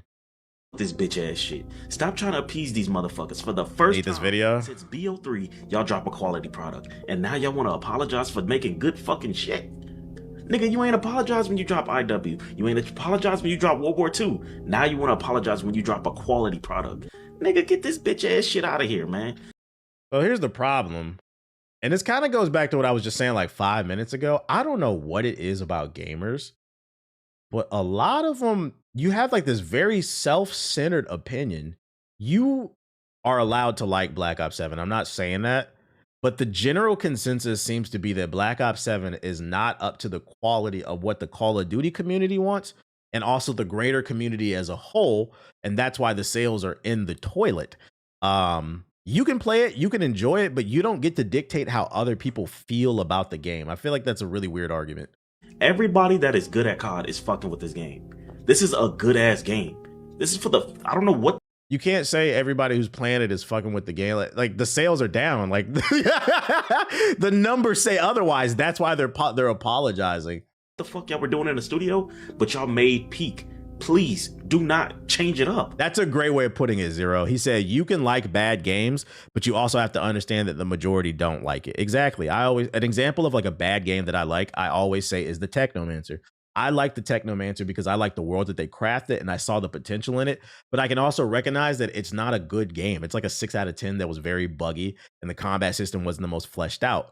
But I'm not going to sit up there and be like, yo, y'all need to not apologize. No, the game needed to be better. Like, what, you want to change shit up when motherfuckers actually like your product? Like, come on, man. Yo, stop with this bitch ass shit. The niggas who left the battlefield, fuck them. You don't need. Damn, bro. What you say fuck me for, bro? We've been on that battle. What you say? Fuck what I do, bro. Hold on. There was something he said I wanted to rebuttal. You want to change shit up when motherfuckers actually like your product? They don't like it. That's why the sales are down. Like, come on, man. Yo, stop with this bitch ass shit. The niggas who left the battlefield, fuck them. You don't need. Oh, that's what I was gonna say. he said you're gonna stop listening when people like the product. They don't. That's why the sales are down. And also, this is the first and probably the last time they're ever going to listen to y'all because the data says otherwise. For those who didn't see the article, there's an article that also came out last week. They've been sneaking skill-based matchmaking back into the game. Now, for those who hate skill-based matchmaking and don't understand why Activision does it, according to their research and their data, they were putting it in their game because they found that the average player, the person who works the 9 to 5, enjoys Call of Duty for longer times. They play longer when there's skill-based matchmaking because skill-based matchmaking puts you against people of a similar level. And I'm not saying it's perfect, but I've always argued the main people who hate skill-based matchmaking is sweats. And that's why it should stay in the game because even sweats don't even want to play with sweats. And that's why they want to remove skill-based matchmaking. But when you remove it, the only people it benefits is sweats. But then the sweats are in our lobbies and they're ruining our game. If you don't want to play with them, then why would I want to play with you? Now, I say all that to say this. They removed skill-based matchmaking in Black Ops 7 for like the first week. And what they found in the data, and they announced this is not me making this up, they found that people were playing less. So what you have is the sales are down, the player retention is down, and they listen to you guys. That says to me, the people that love this game don't know what the fuck they're talking about. Because at the end of the day, you have to also understand this is a corporation and they got to make money. You got us now, man. The game is at a... He said, you got us. You bought the game, though. You already bought the game. They're not... They got you, bro. They don't need your money. They got it real easy. They didn't have to work for it because the product is bad and you still bought it. The problem is the dollar that they need to earn, they can't get it. So why would they be worried about you? It's given main character syndrome. Best. Now, do not switch it up, man. I'll catch you guys in the comment section. Let me know. If they don't switch it up, so the sales are terrible. They're getting their ass whooped. For those unaware, Battlefield 6 is the best-selling game of the year at 10 million copies right now. Keep in mind, Battlefield just came out a month ago. It sold 10 million copies. Got it. They're getting their ass beat by that and Arc Raiders. And I'm not gonna lie, I'm gonna go as far as to say this is an example of why everybody doesn't need to have an opinion. Because, like I said, this is a corporation. They have to make money. And I'm going to be 100% honest. You're not going to like what I have to say. But if they listen to your advice, because keep in mind, sales are down and player retention is down. And also keep in mind, Microsoft paid for Activision. They paid billions of dollars. They got to make their money back for that. So numbers are down across the board. And you're telling them, stay the course, stay the course, stay the course. I know you keep hitting your head against this wall and you're not breaking through, but stay the course. Do you know what happens if they listen to your advice instead of improving the game and generating more sales? There's potential for you could lose the franchise that you claim you love because this is a numbers game. If it ain't selling, eventually they'll stop making them. And B, people lose their jobs. Yes. Friendly reminder, guys, people make these games. And if the game isn't selling, how can they afford the salaries of the people who are making the product? So if they respectfully, if they listen to your advice and stop apologizing, stop trying to do better, they're going to stop generating money and they can't pay the people that make the game that you claim you love. I hope people understand this. I don't mind Call of Duty. I don't either. But I'm trying to be fair because I'm not going to call it trash. Just Call of Duty is not for me. And like, I'm just trying to help him out because it seems like he genuinely loves Call of Duty, but you don't seem to understand business. That's just not how business works. If something isn't working, you need to go the other way. And the data says that it's not working. Player retention is down. Skill-based matchmaking is a problem. There's a reason why lobbies disband. Yeah, it's not perfect. That's what I'm saying. I'm not saying that they can't improve it, but the data does show the average 9 to 5 player plays longer. They released a whole study on this shit, and then they released an article saying that, hey, our player retention is down on Black Ops 7, and it just so happens to be the year that they remove skill-based matchmaking. Also, keep in mind, another reason we know no skill-based matchmaking is not a selling point. Guys, let's not forget X-Defiant. X-Defiant whole thing was they was beating their chest. No skill-based matchmaking. No skill-based matchmaking. No skill-based matchmaking. When the last time y'all played X-Defiant?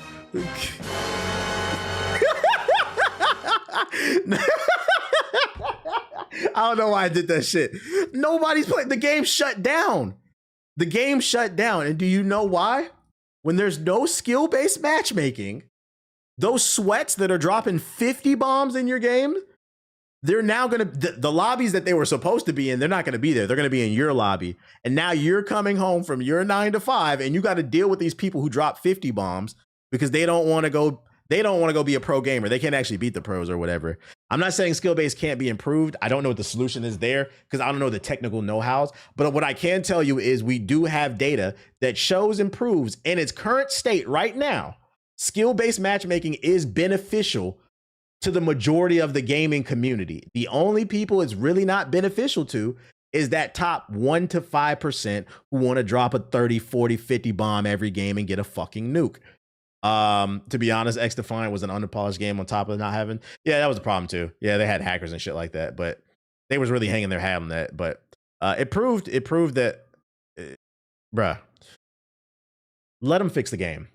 At bare minimum, even if this guy does, if you see this, even if you don't agree with what I'm saying, at bare minimum, another reason why they should apologize and they should improve the game is because you love the game when it's ass. Imagine if it's actually even good. No, you like the game when it's in an ass state. If they make it even better, you're going to fucking love it. So you might as well just let them make it. Because it seems like you're only arguing from a personal standpoint. So I'm trying to appease to just you. At bare minimum, if you let them make the game better, you'll love it even more. But on a real shit, they shouldn't listen to you because you're going to get people fired, unfortunately. Oh my goodness. X Defiant killed COD and itself, a double homicide. Yo, chill. Skill-based matching data was from COD was tested on specific game mode at specific times. You said we need more data. And that's why I said it's not perfect. Maybe they need more data. What originally got you doing in the gaming news on stream, if you don't mind me asking? I mean, I've always done it. It's just what I like talking about. I'm actually like genuinely passionate about industry shit and like gaming as a whole. I like what's going on and I like talking about it. That's all. I just like yapping about the shit. Did you see the Futurama mod for Hit and Run? No, I don't know what you're talking about. Damn, I thought you was playing 33. Sucks using that thumbnail like that. I beat it already. I don't have to wait for the Game of the Year awards to tell me what's Game of the Year. I already knew it was. I played it already. It's in the thumbnail because I was talking about it earlier. If you just dial back, you would have saw that. Stop complaining, nigga. I know y'all just found out about it, but not me. The fact that Ubisoft had employees that made Expedition 33 peak, yeah, they could have had it, but Ubisoft didn't listen, bro. Ubisoft didn't listen. Without TBH, I wouldn't know none of this information. I found too that when I talk news on the stream, like it performs better. My numbers always go up, and I'm passionate about it. So the people like it. I like talking about it. It's a win-win situation. Am I gonna play the update on the content? Probably not. Like I've played enough of it, and I still ain't beat fucking the Ninja Gaiden. Nah, I want to get the dispatch as well. What's your opinion on companies showing games that won't come out for like 2 years? I wish they would stop doing that shit. If your game ain't coming out next year, don't show it. I wish they would stop. Other news. Oh, this is Game Awards related. This is bad news, unfortunately. Star Wars Fate of the Old Republic, which was one of my favorite announcements during the Game Awards. Apparently, this shit is not coming out for the PS5. It's not coming out for the PS6, but the PS7. This is actually a perfect segue for the person who asked that question. How you feel about games being announced too early? This is a fake game. It doesn't exist, bruh. What I guarantee you, what we saw last night, that little cutscene is all they have, and maybe some art. According to this tweet from Wario64, who's very reputable, last night's biggest surprise was Star Wars Fate of the Old Republic, led by Casey Hudson, who directed KOTOR and Anthem. Exciting news for a lot of people, but Lucasfilm says the studio was founded this year, which means that 2030 is an optimistic guess. Meaning it's not even guaranteed. Maybe it'll be a PlayStation 7 game. From Jason Schreier, who works for Game Industry Biz, I believe. Oh, fucking God, bro.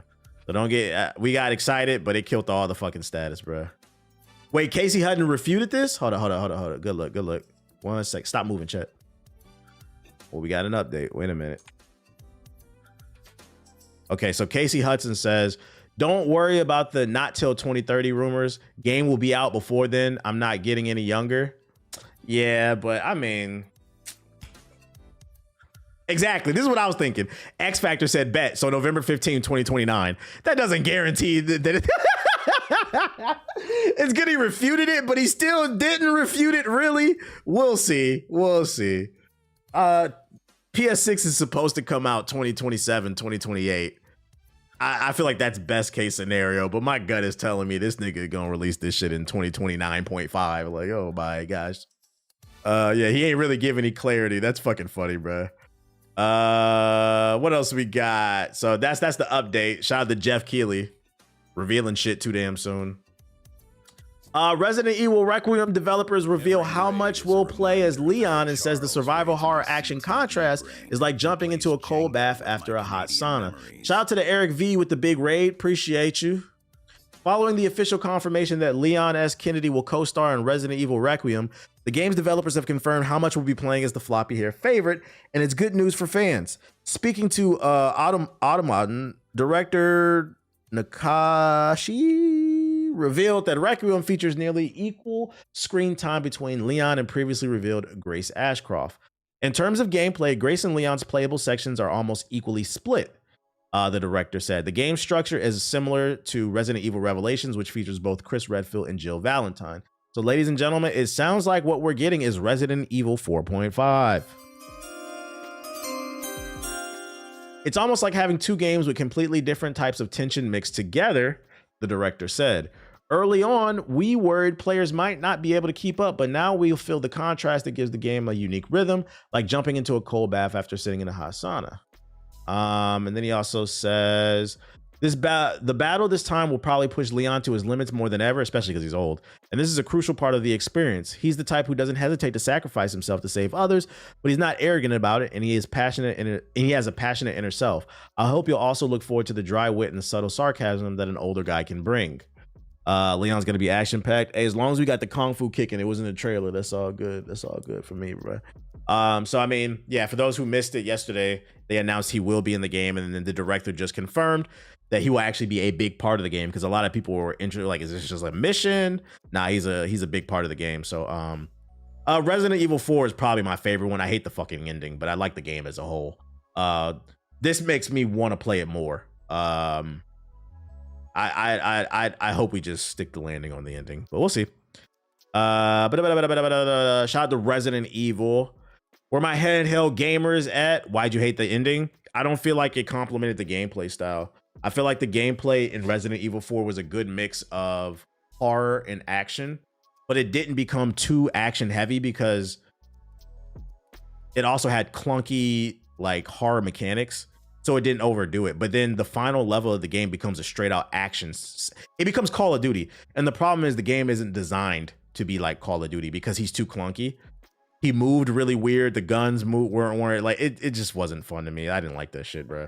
I'm like, you kind of fucked up the balance between horror and action, the pacing. He was just too stiff and it didn't move like that. It's like the game became a wannabe Gears of War. But anyways, that's just my opinion. But overall, I do like the game. I just didn't like the ending. He pulling his ACL on a kick type shit. Handheld PC maker Ayayo unveils its first phone, the Pocket Play, with a hidden controller behind it. For people who are into mobile gaming, look what we got here. We got a controller. I always said, because people be making fun of mobile games, and like mobile game graphics are good. Did y'all see Rust Mobile got announced yesterday too at the Game Awards? Visually, it looks good. That Assassin's Creed game looked good too. It's a lot of really good mobile games. It's just they still haven't figured out the controls. Handheld gaming hardware head Ayano was just unveiling its first phone. The Ayano Pocket Play is a smartphone with a sliding display that can be pushed up to reveal a D-pad, AXBY face buttons, and 2 virtual joystick touchpads. Ayayo had previously teased the gaming geared phone earlier this month. Now there's a fresh blog on of Ayayo's typically effusive style about the Pocket Play, plus a Kickstarter page. Kickstarter. However, the tech specs remain thin on the ground, so just know if you're interested in this, you're gonna have to pre-order, baby. We don't know the processor of this bad boy will end up boosting, so they don't know none of the specs. I ain't reading none of this shit, bro. You just know you're taking it with a risk. The controls are hot garbage. Yeah, I'm not gonna lie, I'm disappointed. It's got touchpads. I don't understand why they don't put analog sticks, bruh. I've seen some of those emulator devices. They use like a indented. Uh, it's like they put like a mound and then they put an analog stick in there so that so then when you slide the screen over, it'll cover it without hitting the analog sticks. Why are they doing touchpads? I feel like that's why the PS Vita fucked up. The good thing is they haven't developed this. So if anybody sees this from their company, yo, put analog sticks in there. If you put analog sticks in there, now we're talking, bro. It looks like the PSP Go. Yeah, the PSP.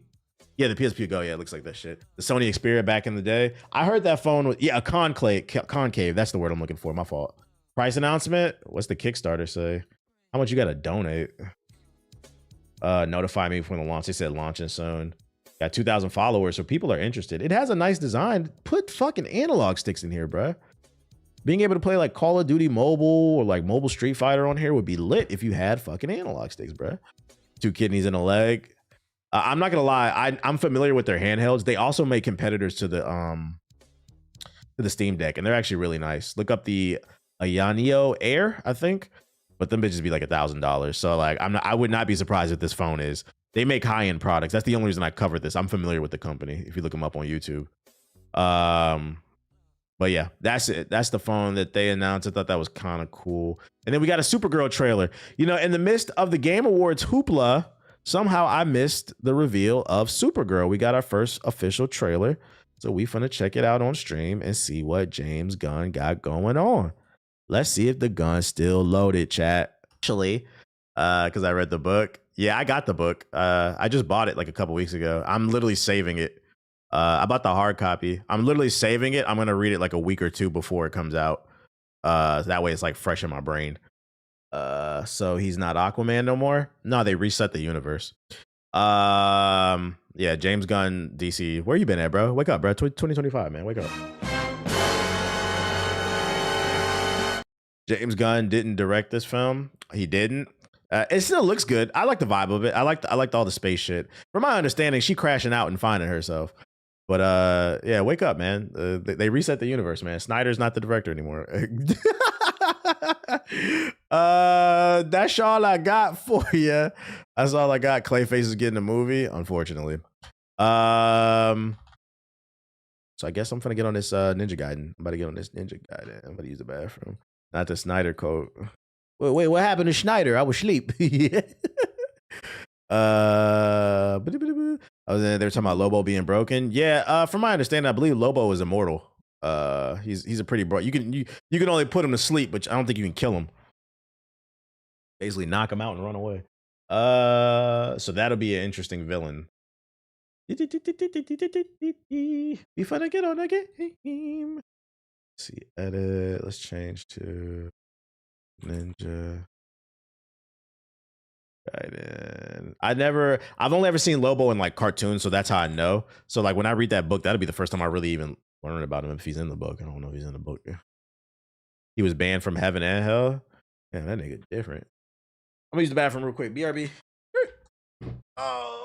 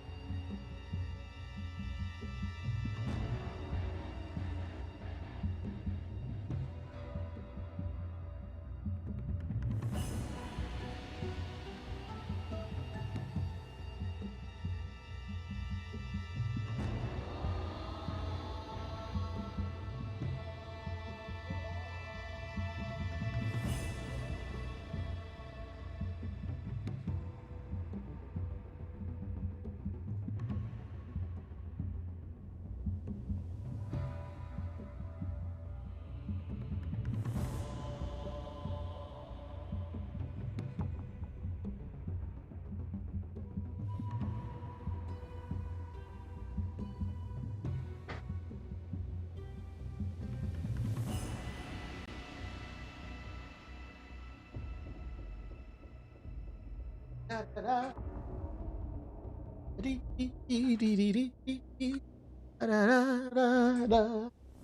right, all right, all right. Hey. Not plugged in. Okay.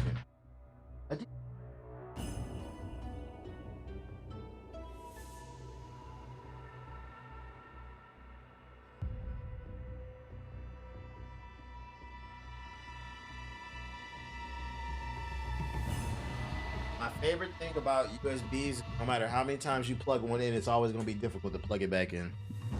Can't ever just go in, bro. All right.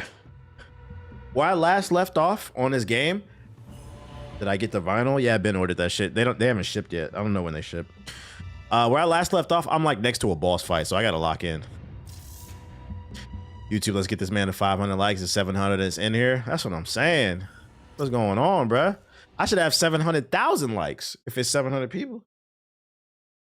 I don't know how much longer I'm gonna go. I'm fucking tired. I ain't gonna hold you. Pass this damn boss fight at least. All right, where we going? Direction. Here we go. I'll bet. Let's get it. Lock in, lock in.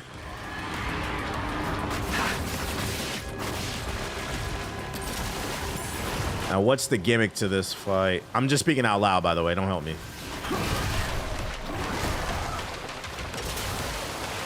I'm dripped out.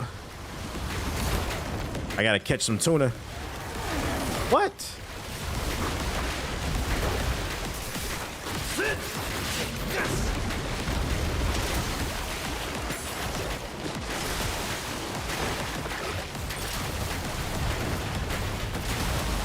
Can I jump away from it? Shout out to Expedition 33 sweeping. Tight shit. What?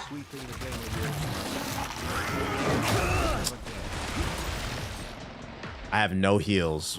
That's great. So it didn't save. They ship in February if I'm... okay. So they should be here soon then. I'm not tripping. I know I'll get it when I get it. With those vinyls, because they actually have to print them, they always take a while. Like, I had just got the Sinners one.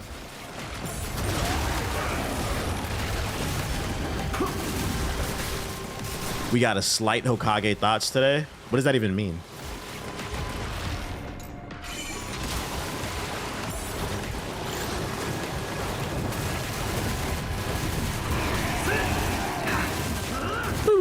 Come on, come on, come on.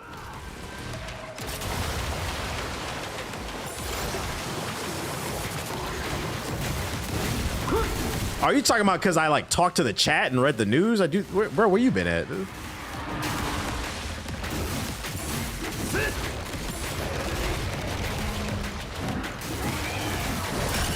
A grab. Oh my fucking.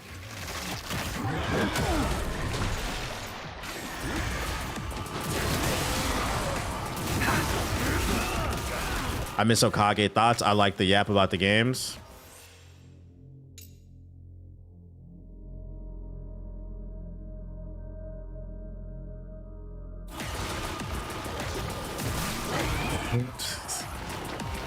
Guess what chat that was?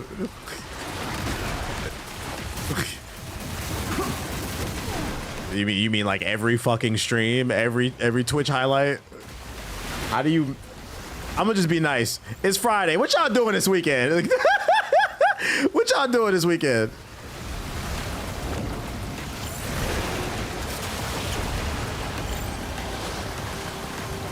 Speed, stop laughing.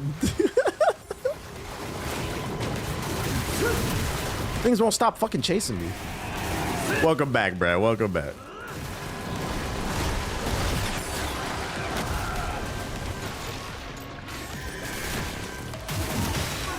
I'm talking to you about weirdos on the internet, probably. What up, Watts? Have you been seeing all the discourse?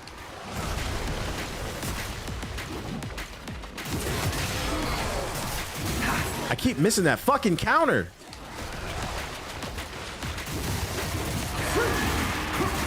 I haven't even gotten the first health bar, bro. And he grabbed me. How do you dodge that? You jump? I'll be ranting tomorrow. Type shit. Okay, that's good content. We recording a podcast tomorrow. So, I mean, there should be a new one up probably next week.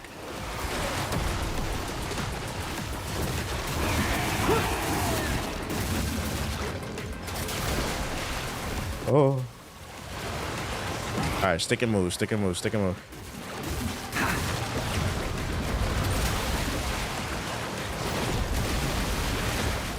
All right, let me know what time. Shut up, Chaos. Oh, I dodged it. This motherfucker got a lot of health.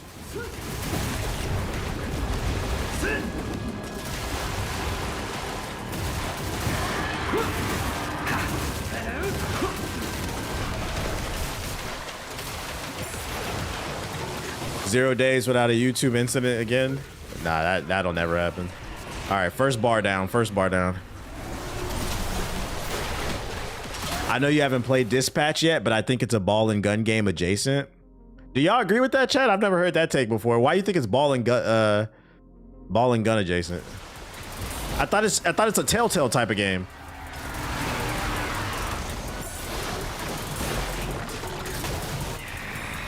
Getting sick of your shit. Bro, what the fuck?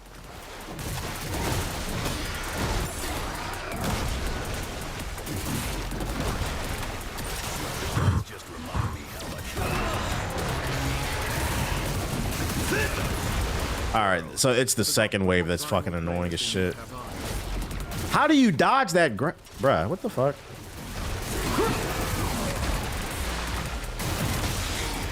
Big counter. And he disappeared off, so I don't even get rewarded with the counter?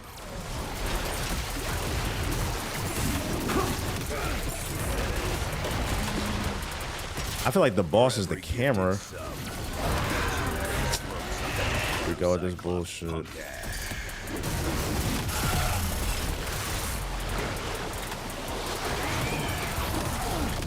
Yo, shout out to Moon Clinic with the sub. I'm not gonna lie, this boss is annoying.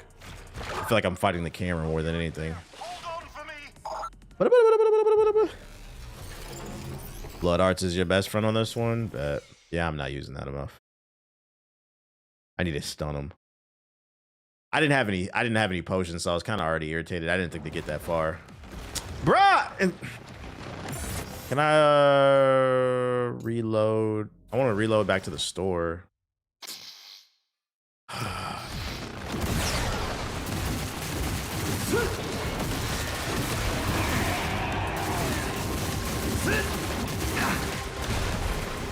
All right, I'll try. Oh, I keep forgetting you can blood art off of the exclamation point. I gotta time it.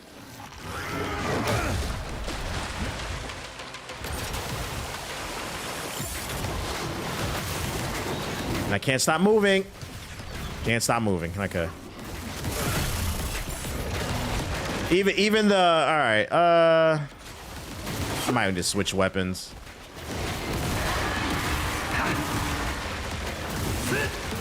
I got my stereo system off of Amazon. I don't know what it's called. No, I don't want to rebirth.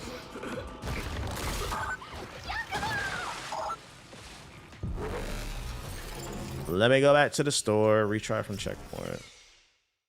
The grab got me more times than I can count. Yeah, I'm hitting the dodge button. Like, maybe you got to jump. Take this. Or I got to interrupt it. We got Vaseline and lotion gamers in the chat. What does that mean?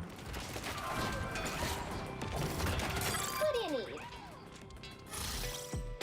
All right, let's see. Is that supposed to be like a rebuttal to ball and gun gamers? Because you know that's not how it works.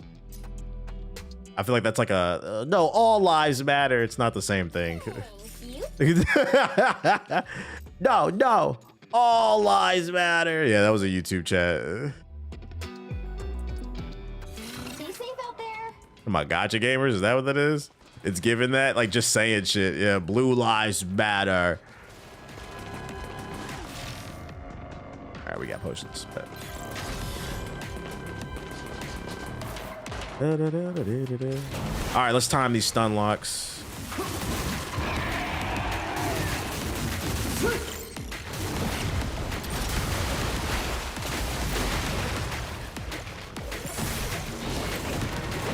Bruh!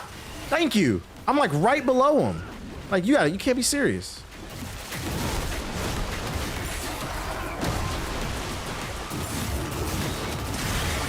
There we go. We timing it. We locked in. Come on.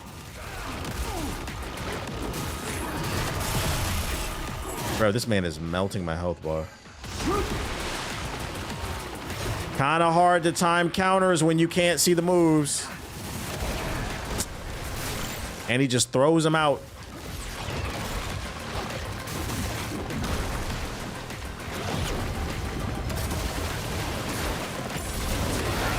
Oh.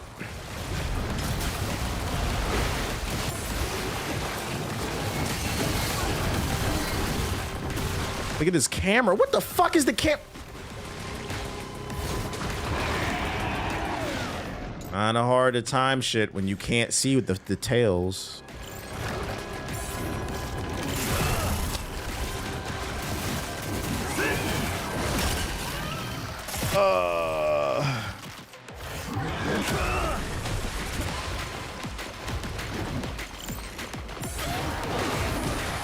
And I'm dead. Oh my god.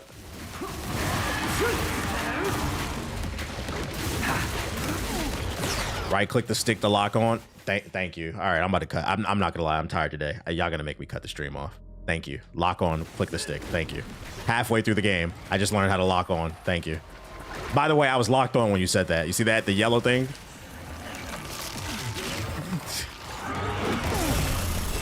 Thank you. Any more pro tips in the chat?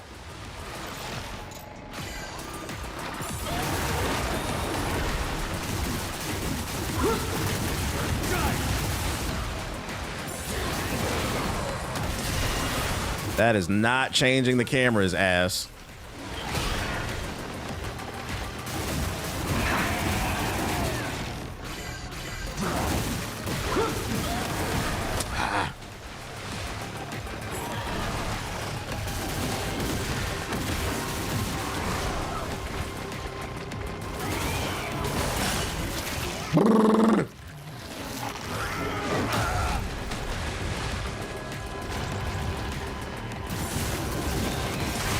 Give me that. Still have not ducked that jump. I mean, that grab.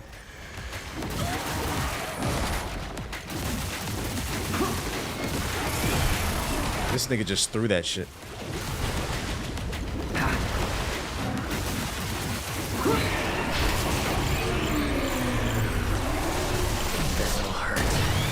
Bitch. The game is Ninja Gaiden 4.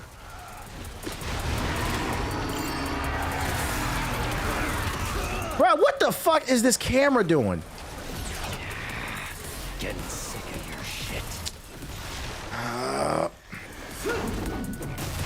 I'm not gonna lie, this is the worst camera of all the boss fights so far.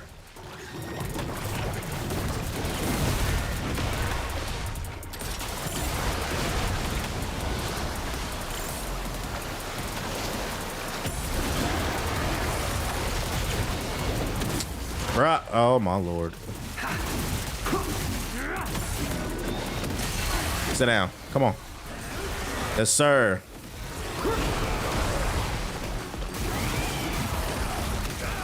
Nah, I ain't uninstalling. I'm adapting.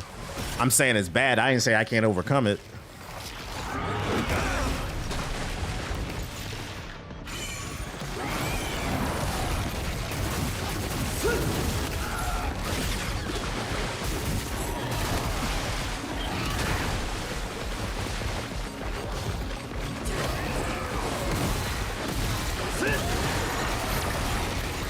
Okay, so it's just a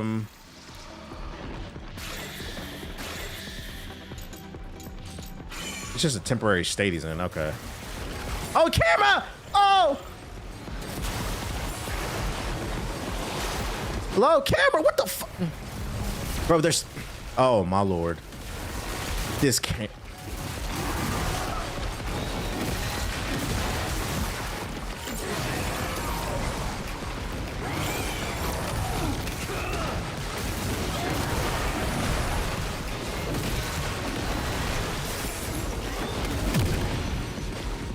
I get it? Oh, I got him. Oh my God, I wasn't sure about that. Yeah, talking about, are you gonna uninstall it? A bad fight doesn't equal the whole game as bad. Y'all niggas give up easily, not me. Yeah, the actual fight wasn't hard. It's the fucking camera all over the place. Is this a Sword and Wand stream? You know it. Shout out to all my Sword and Wand streamers.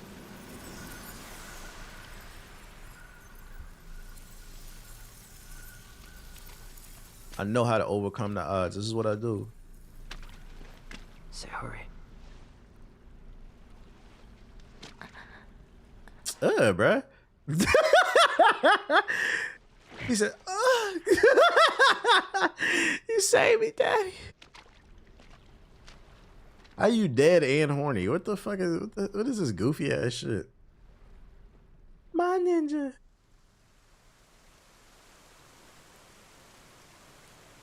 Is that what they, yeah, I've seen that on Twitter. They're calling people who are not ball and gun gamers, they're calling us sword and wand gamers. Oh, there go them sword and wand gamers. They're elite. They think it's about elitism. They still don't understand it's about their fucking ignorance. Which is ironic because it proves the point. But they're too stupid to get it, so it's a vicious cycle. Did you save me? Yeah. I guess I could throw you a little something in a little box.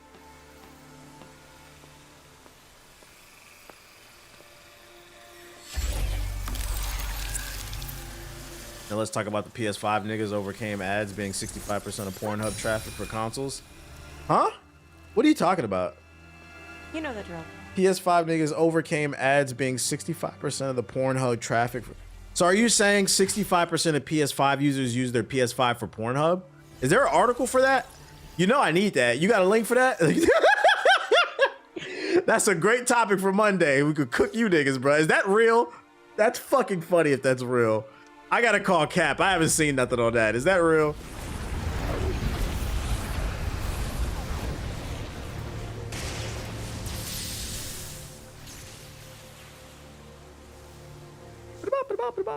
That's PS4 slander. Yes, I saw it on Facebook. Facebook not a reliable source. Drop the link. Let me see. You gotta drop the link.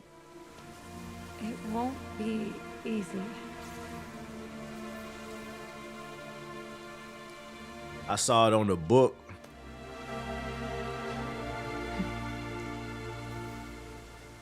Oh, it is real. Let me go ahead and save that. So you create new bookmark. It says PS4 and 5. I'd imagine it's probably PS4 numbers skewing it, but PlayStation niggas is gooners, bro. What the fuck? That's crazy. Y'all nasty, bro. Y'all beat y'all meat on the PS5. That's nasty. Because that article's from a year ago. Oh shit. I missed that. That's still nasty when you think about it. Like there's somebody in their living room, because most consoles they're in the living room. Somebody in their living room with the candles lit. Got a Teddy Pendergrass Final Plan, ambient lights red. You know, I'm saying the door lock. You know, slow remove the panties and shit. About to just slow stroke my shit for the next 20 minutes, bro. To this Pornhub on fucking PS5. nigga beating his meat to turn off the lights. Like, bro, you supposed to be making love to a woman to that song. You making love to yourself. Turn off the lights and beat your meat. Do. Oh, that's nasty. Yeah, the Goon Station 5. The Goon Station 5, bro.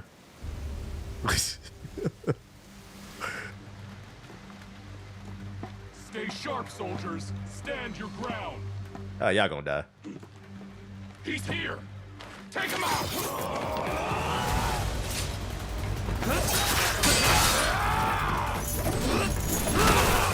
Oh, is this a new weapon?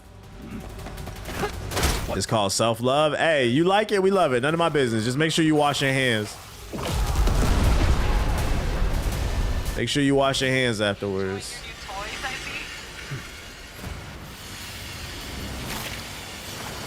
Infiltration, chapter 11. target. This weapon is gas. Okay, okay. You're Ow. approaching the Dragon's Maw, headquarters of the DDO. The shrine is on the top floor. You'll have to fight your way up. I'm ready. I feel like there's too many sections of him doing this shit.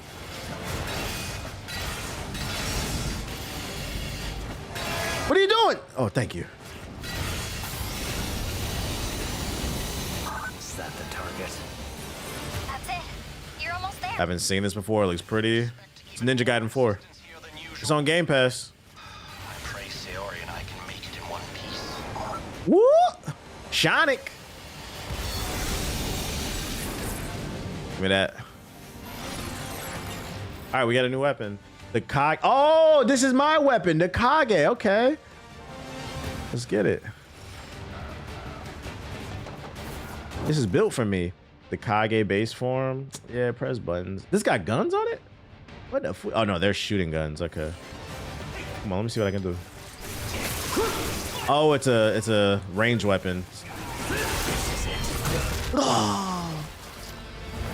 Yo, it's like, it gives you like a super suit.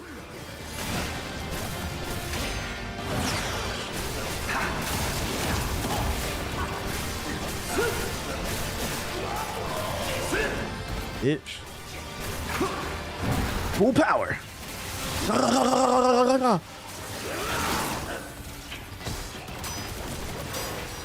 I just read the article. They was really going into video game characters. Like, damn. So y'all favorite game is the hub. Let me find out. Oh, I fucked up. I didn't. Slide on them. Ooh, ooh, ooh, ooh, ooh, ooh. The pacing on this weapon's a little weird, but we getting it.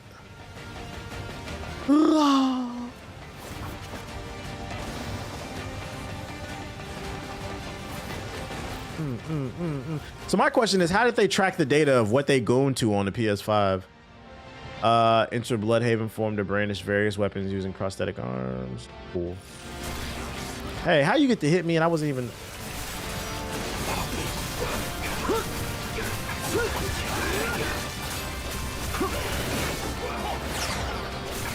Come on, that's light. What? Oh, oh, ooh. I didn't see that.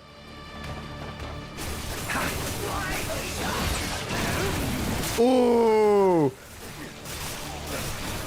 Pussy. That's fire.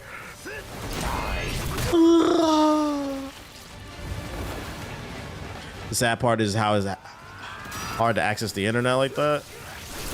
That.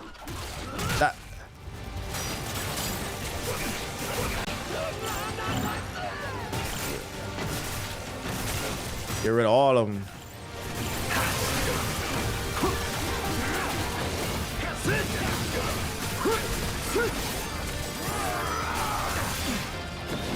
Bro, the camera?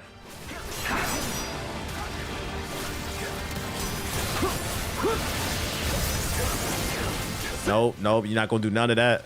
I got the Wolverine claws. Time to feel my full power. Yeah, the PS5 doesn't have a proper web browser. So what, they use a homebrew or something? Nope. Oh, I missed the counter. Niggas installing homebrew on a PS5, avoiding the warranty to beat they meat.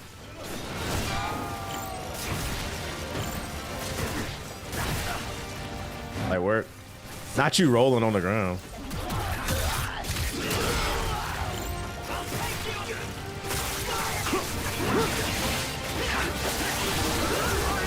Bitch.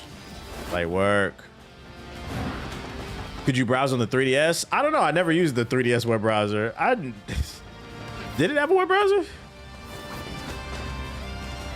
I had to go to YouTube to find out how you got to go through hoops to get it. So the PS5 does have a web browser, but you have to do some shit. You know how freaked out you got to be to watch a tutorial to watch porn on your PS5? Oh, shit. Hey. Catch him, catch him, catch him. The 3DS and DSi had a web browser. I bet that shit was ass. That 3GS web browser. It was loading the WAP webpage, not even the proper one. Y'all know about the WAP webpage. Before there was Cardi B WAP, you had internet WAP. It wasn't as good though. I'm fine. I can make it. Yeah, y'all emulating web browsers. That's nasty. Gotta do web browser.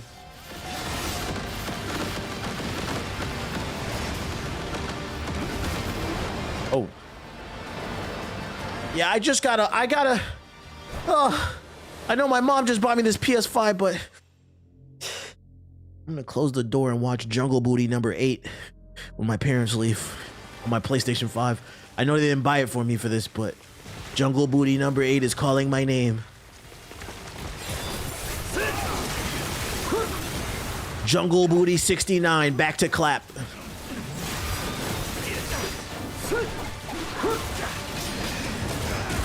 Ow, ow, ow, whoa, whoa, whoa, hey, whoa. Ghetto Booty Volume 4 on the PS4. Alright. These dudes are fucking annoying.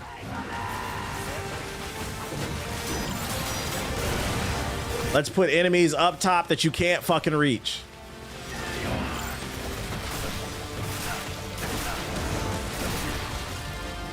While the camera's spinning!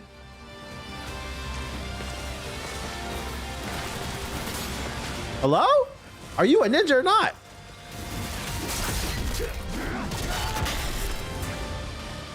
DEI goons. I hate that y'all ruined that word. I'm not gonna lie. I hate that y'all ruined that word.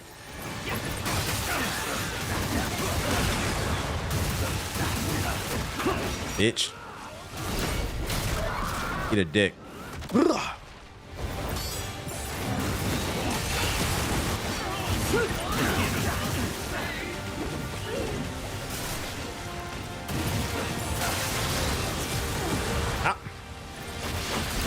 Give me that.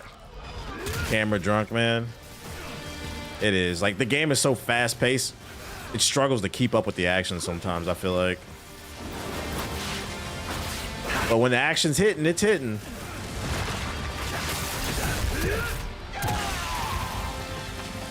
Imagine your PS4 is about to take off. On the PS4, because the CPU's so old, I'd imagine if you watch the hub on there, that would push the PS4 to it. Watching the hub on your PS4 in 4K would push it to its absolute limit. But while you in the bedroom levitating about to bust your PS4 about to levitate too. And then you think you about to climax and bust the fattest nut and just go to sleep happy. But what happens is because you pushed your PS4 to the limit, the PS4 will blow up. And now you don't have any balls. Your story, not mine. Y'all didn't see that. Y'all didn't see that.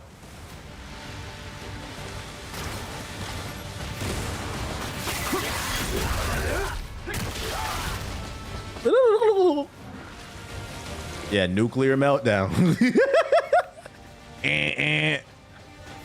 Your PS4 sound like a revive station in Battlefield Red Seg. Oh my lord. This nigga about to blow us up.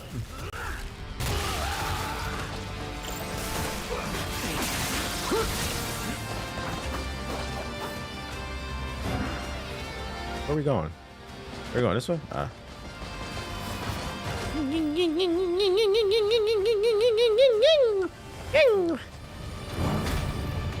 What the hell is this? Oh, bitch. Fuck out of here, your special move, boy. You ain't fuck about none of that shit. Back shot. Oh, you see the combo, nigga?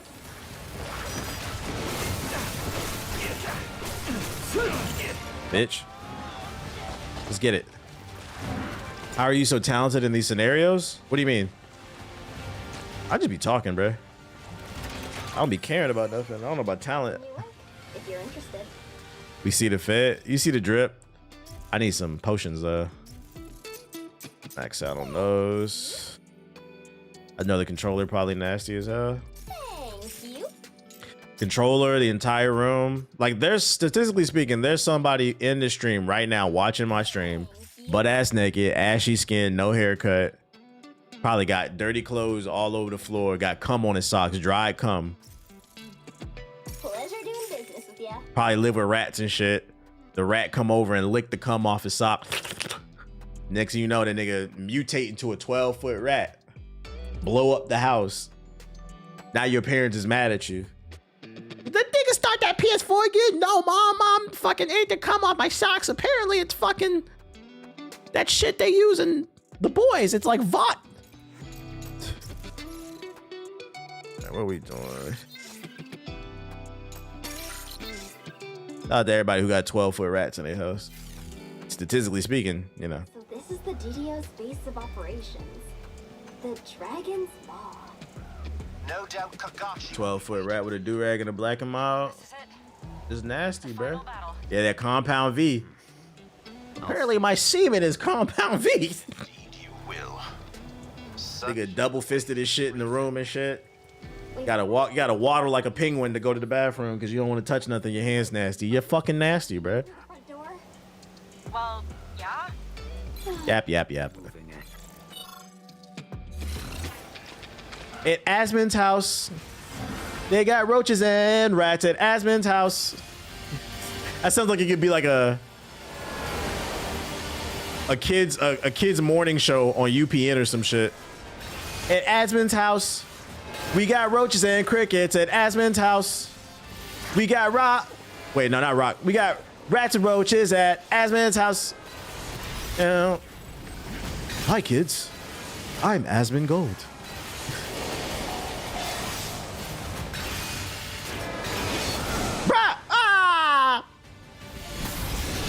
Oh, bro, you moving too fast. Sometimes I feel like this game is too fast for its own damn good.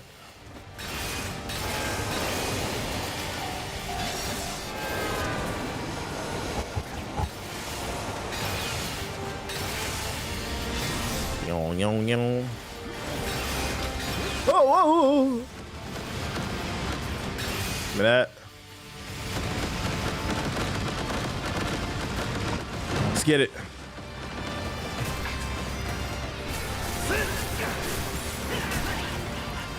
Brick.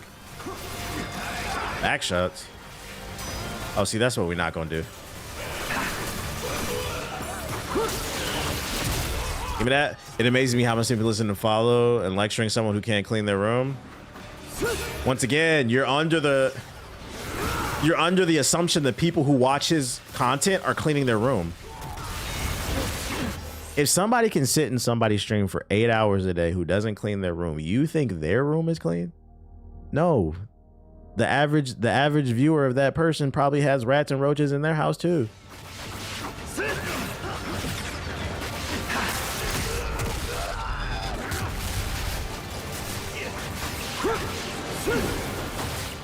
Probably gave him names and shit.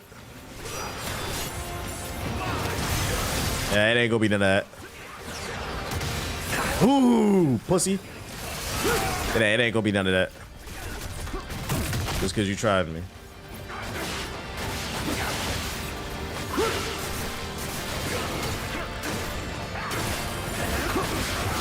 Oh! Fuck. Well, I'm not using that shit. Call in the rescue team. Hurry!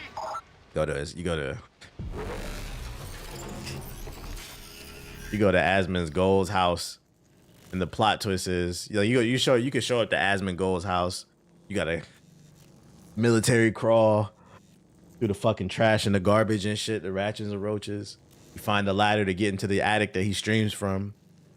And he's streaming there. He's just spewing hatred and shit. And then you point to him. You say, Asmon, fucking Asmon, I'm here to stop your stream. You've been poisoning the minds of the youth. Just saying mad, racist, and homophobic and stupid just takes on the fucking internet is problematic. So I'm here to shut down your stream.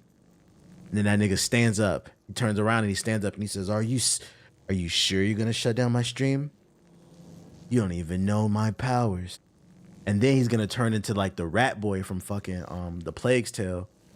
Have y'all seen that? The Plague's Tale? in the game they have a little boy. He can control the power. He control rats in the city.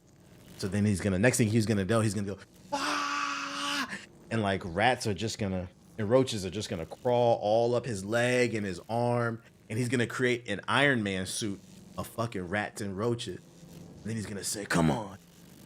And then he's gonna go, and he's gonna shoot a bunch of rats at you and they're gonna nip at your face. It's gonna be a bunch of raticates.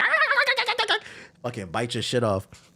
He gonna swing all the rats at you and he gonna knock you out his house. And you gonna fly out the house.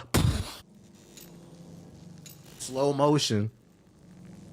You'll be like, what am I fucking doing, dude? Then he gonna turn back around, power down, all the rats and roaches gonna come off his body. So back to what I was saying about the blacks. So you can't defeat him, bro. He's powerful. Powerful. He's a Super Saiyan hoarder. This is the comic book you've been writing? The Life of Ratman. Nope. Give me that.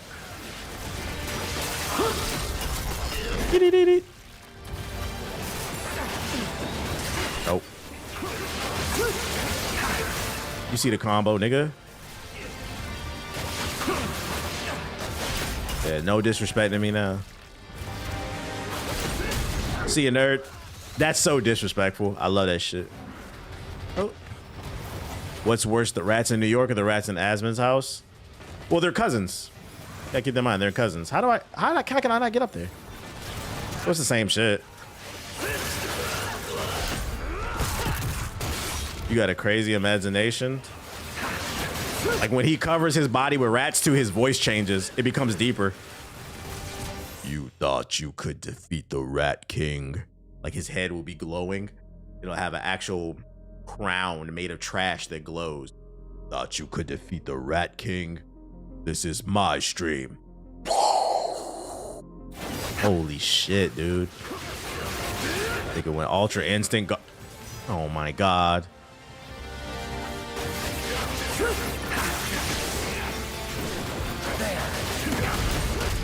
Bitch.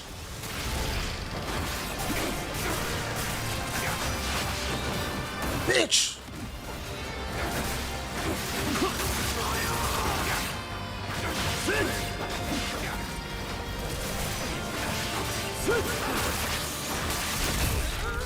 Disrespectful. Give me that. Nope. Yeah, You thought you was about to do something, didn't you?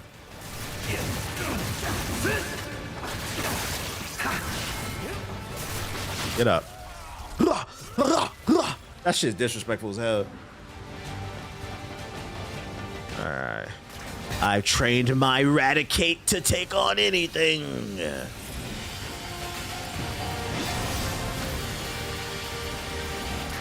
What's this is? We would be sitting in their room and they haven't washed in 3 days. Hey, people like that shit. It's different it's like a cultural thing. I feel like if I streamed for like 2-3 days straight, like people in the chat be like, yo, TBH, you okay? Did you brush your teeth? I feel like people will say that in the chat. Did you wash your ass, nigga? Niggas make fun of me because I wear the same clothes on stream. So I know somebody would ask, yo, did you wash your ass today, nigga? No, I gotta stream to become the next Rat King. You're dead.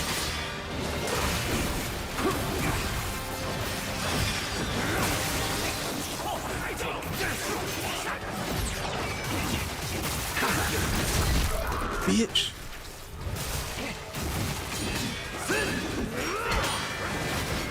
Nigga.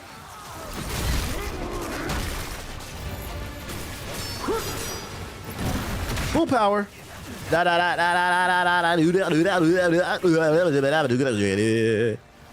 up.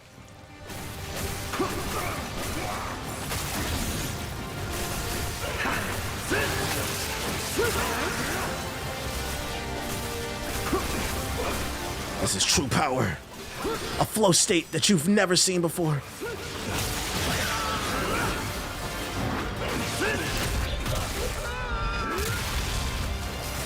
I have to get back to fucking Cleveland.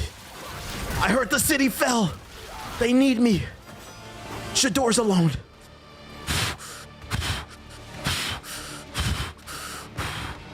Shador. Where are you, Shador? The taste of water literally disgusts him. Yeah, I seen him chase it with a soda. That shit is crazy. Hey, but somebody like it, so it's not my place to judge, you know? Somebody like it. It's not for me. Am I going backwards?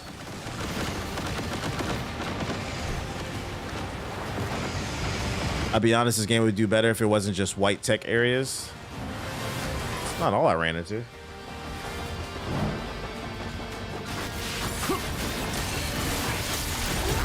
Sit down. Oh shit. What the hell y'all doing?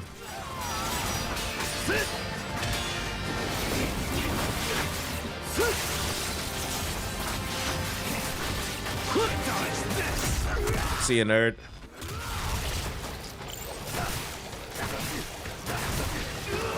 Give me that. Just vibe with Trey. I'm not gonna lie, I'm sick of these fucking flying creatures, man. Oh, shit. Perfect timing for a shower. Hell yeah, brother. Who's eating ass this weekend? Oh.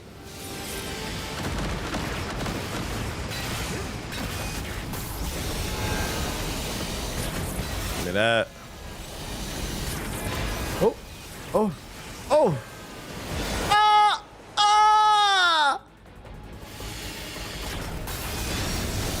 I turned off my dating apps. Why were you still on them? That's the question. Ain't nothing quality going on over there.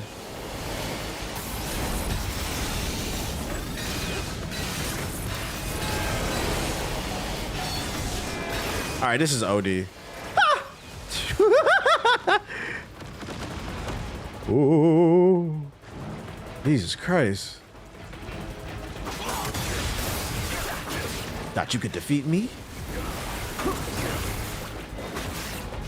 Feel my full power! PS chat got quiet once that eating ass question came up. What you trying to say? You leading the PS5 ass eating army? No sex before marriage? Is eating ass really sex? It's more like a snack, ain't it?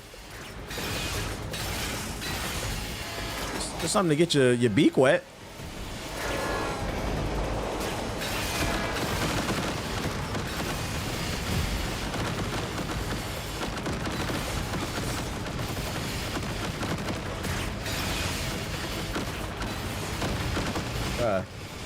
This level's ridiculous. They said, let's make a level like Sonic Adventure 2. Yes. More. Jesus.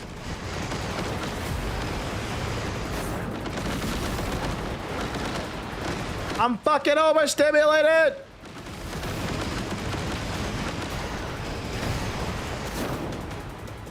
Did I go the right way? Oh my, oh. Ah! I get a missile up my ass. Did I fall into a boss fight? Oh my lord. That's a hell of an intro.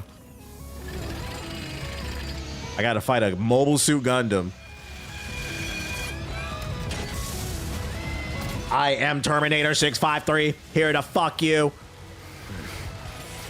Bring it on.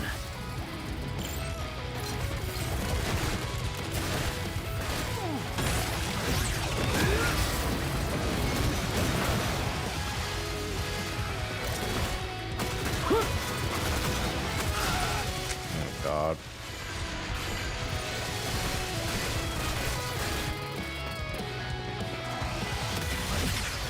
Drilling my shit. Whoa. Oh, you know what? The new weapon would be best because I can fight from a distance. Yeah, this cheese that bitch.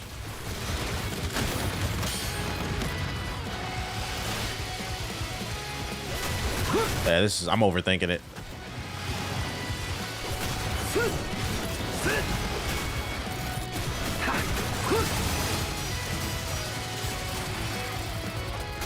Always use the new weapon when you get it.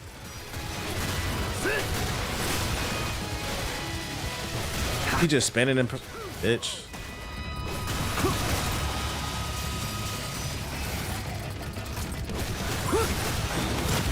Nope, it ain't gonna be none of that. Woo!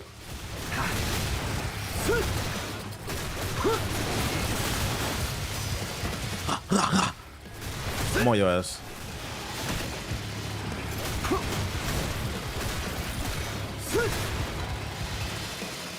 Oh. I don't got a Moonville. Stop hating.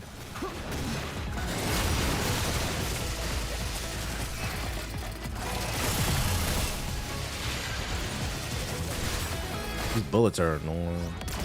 Oh! He said, I got something annoying for you. Battle bots the game. This feels like a Final Fantasy boss. The robots you gotta fight.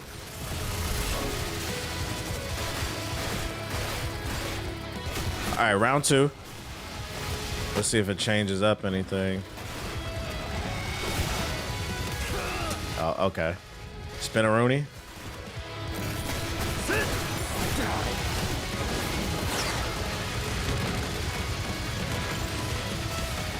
Light work, light work, light work!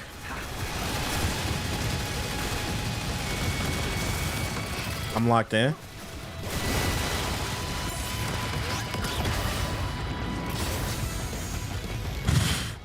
I want to be ninja.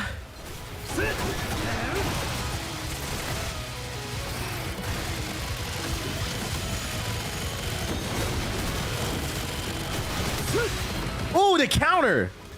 Oh, I'm gonna get drilled. Ah!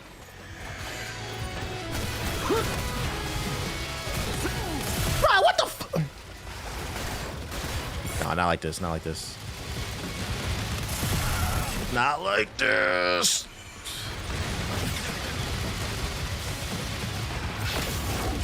Feel more power.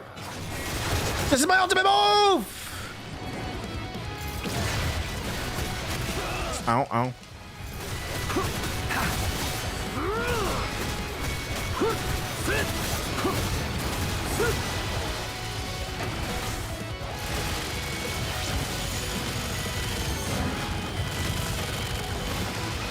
Stop fucking move. All right, bro. This is a fucking Beyblade. A Beyblade with a big ass laser, and then I can't hit it from the front. I can't hit it from the back. Celibate ass robot. Nope, nope. I got the counter. There it is. Come on, blouses, chat. First try. First try. I'm locked in, nigga.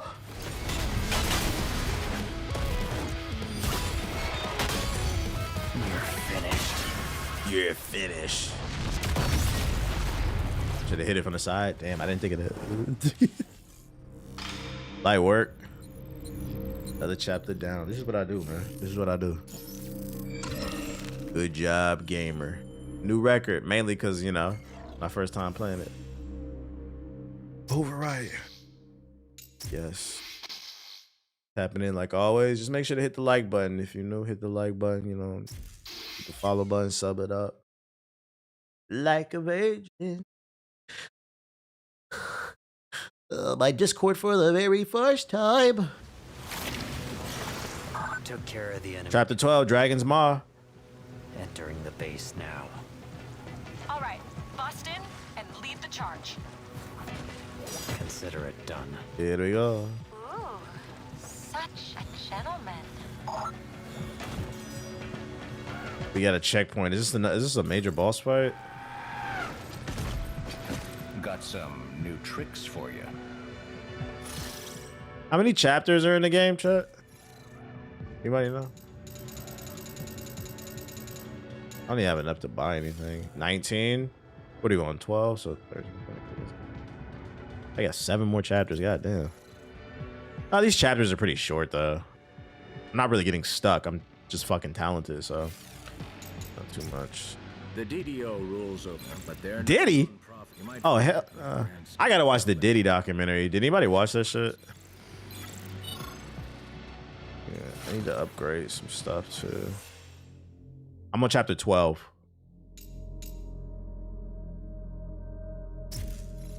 Got upgrades for those. Let me upgrade this joint. The documentary's fire. I believe it, bro. I believe it.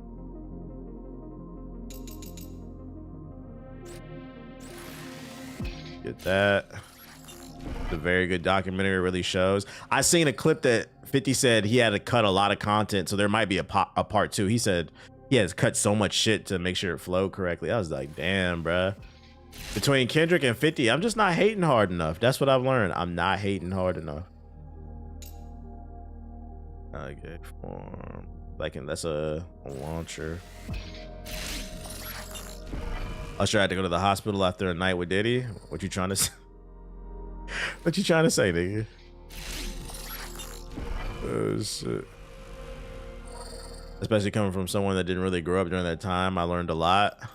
I feel like I know a little bit, but then I was also a kid, so like I probably learned a lot from it. Either way, I'm gonna be honest, I was just looking to be entertained. That's all I was looking for. You talk about the Street Fighter movie? Yeah, we talked about it during the press conference yesterday. I don't got nothing to say about it. Doesn't look very good to me. Got this shit. Ooh, that's tough.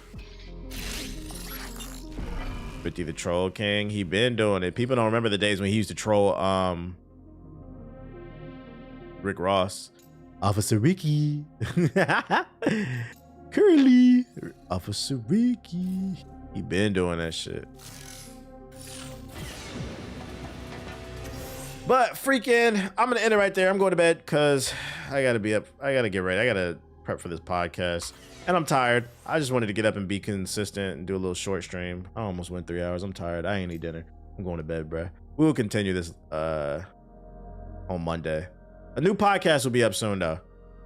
You won't believe me what Tia told me. What Tia tell you? We're out of there. Let's see. Is anybody live I can post it to? I just hate Dooms is live.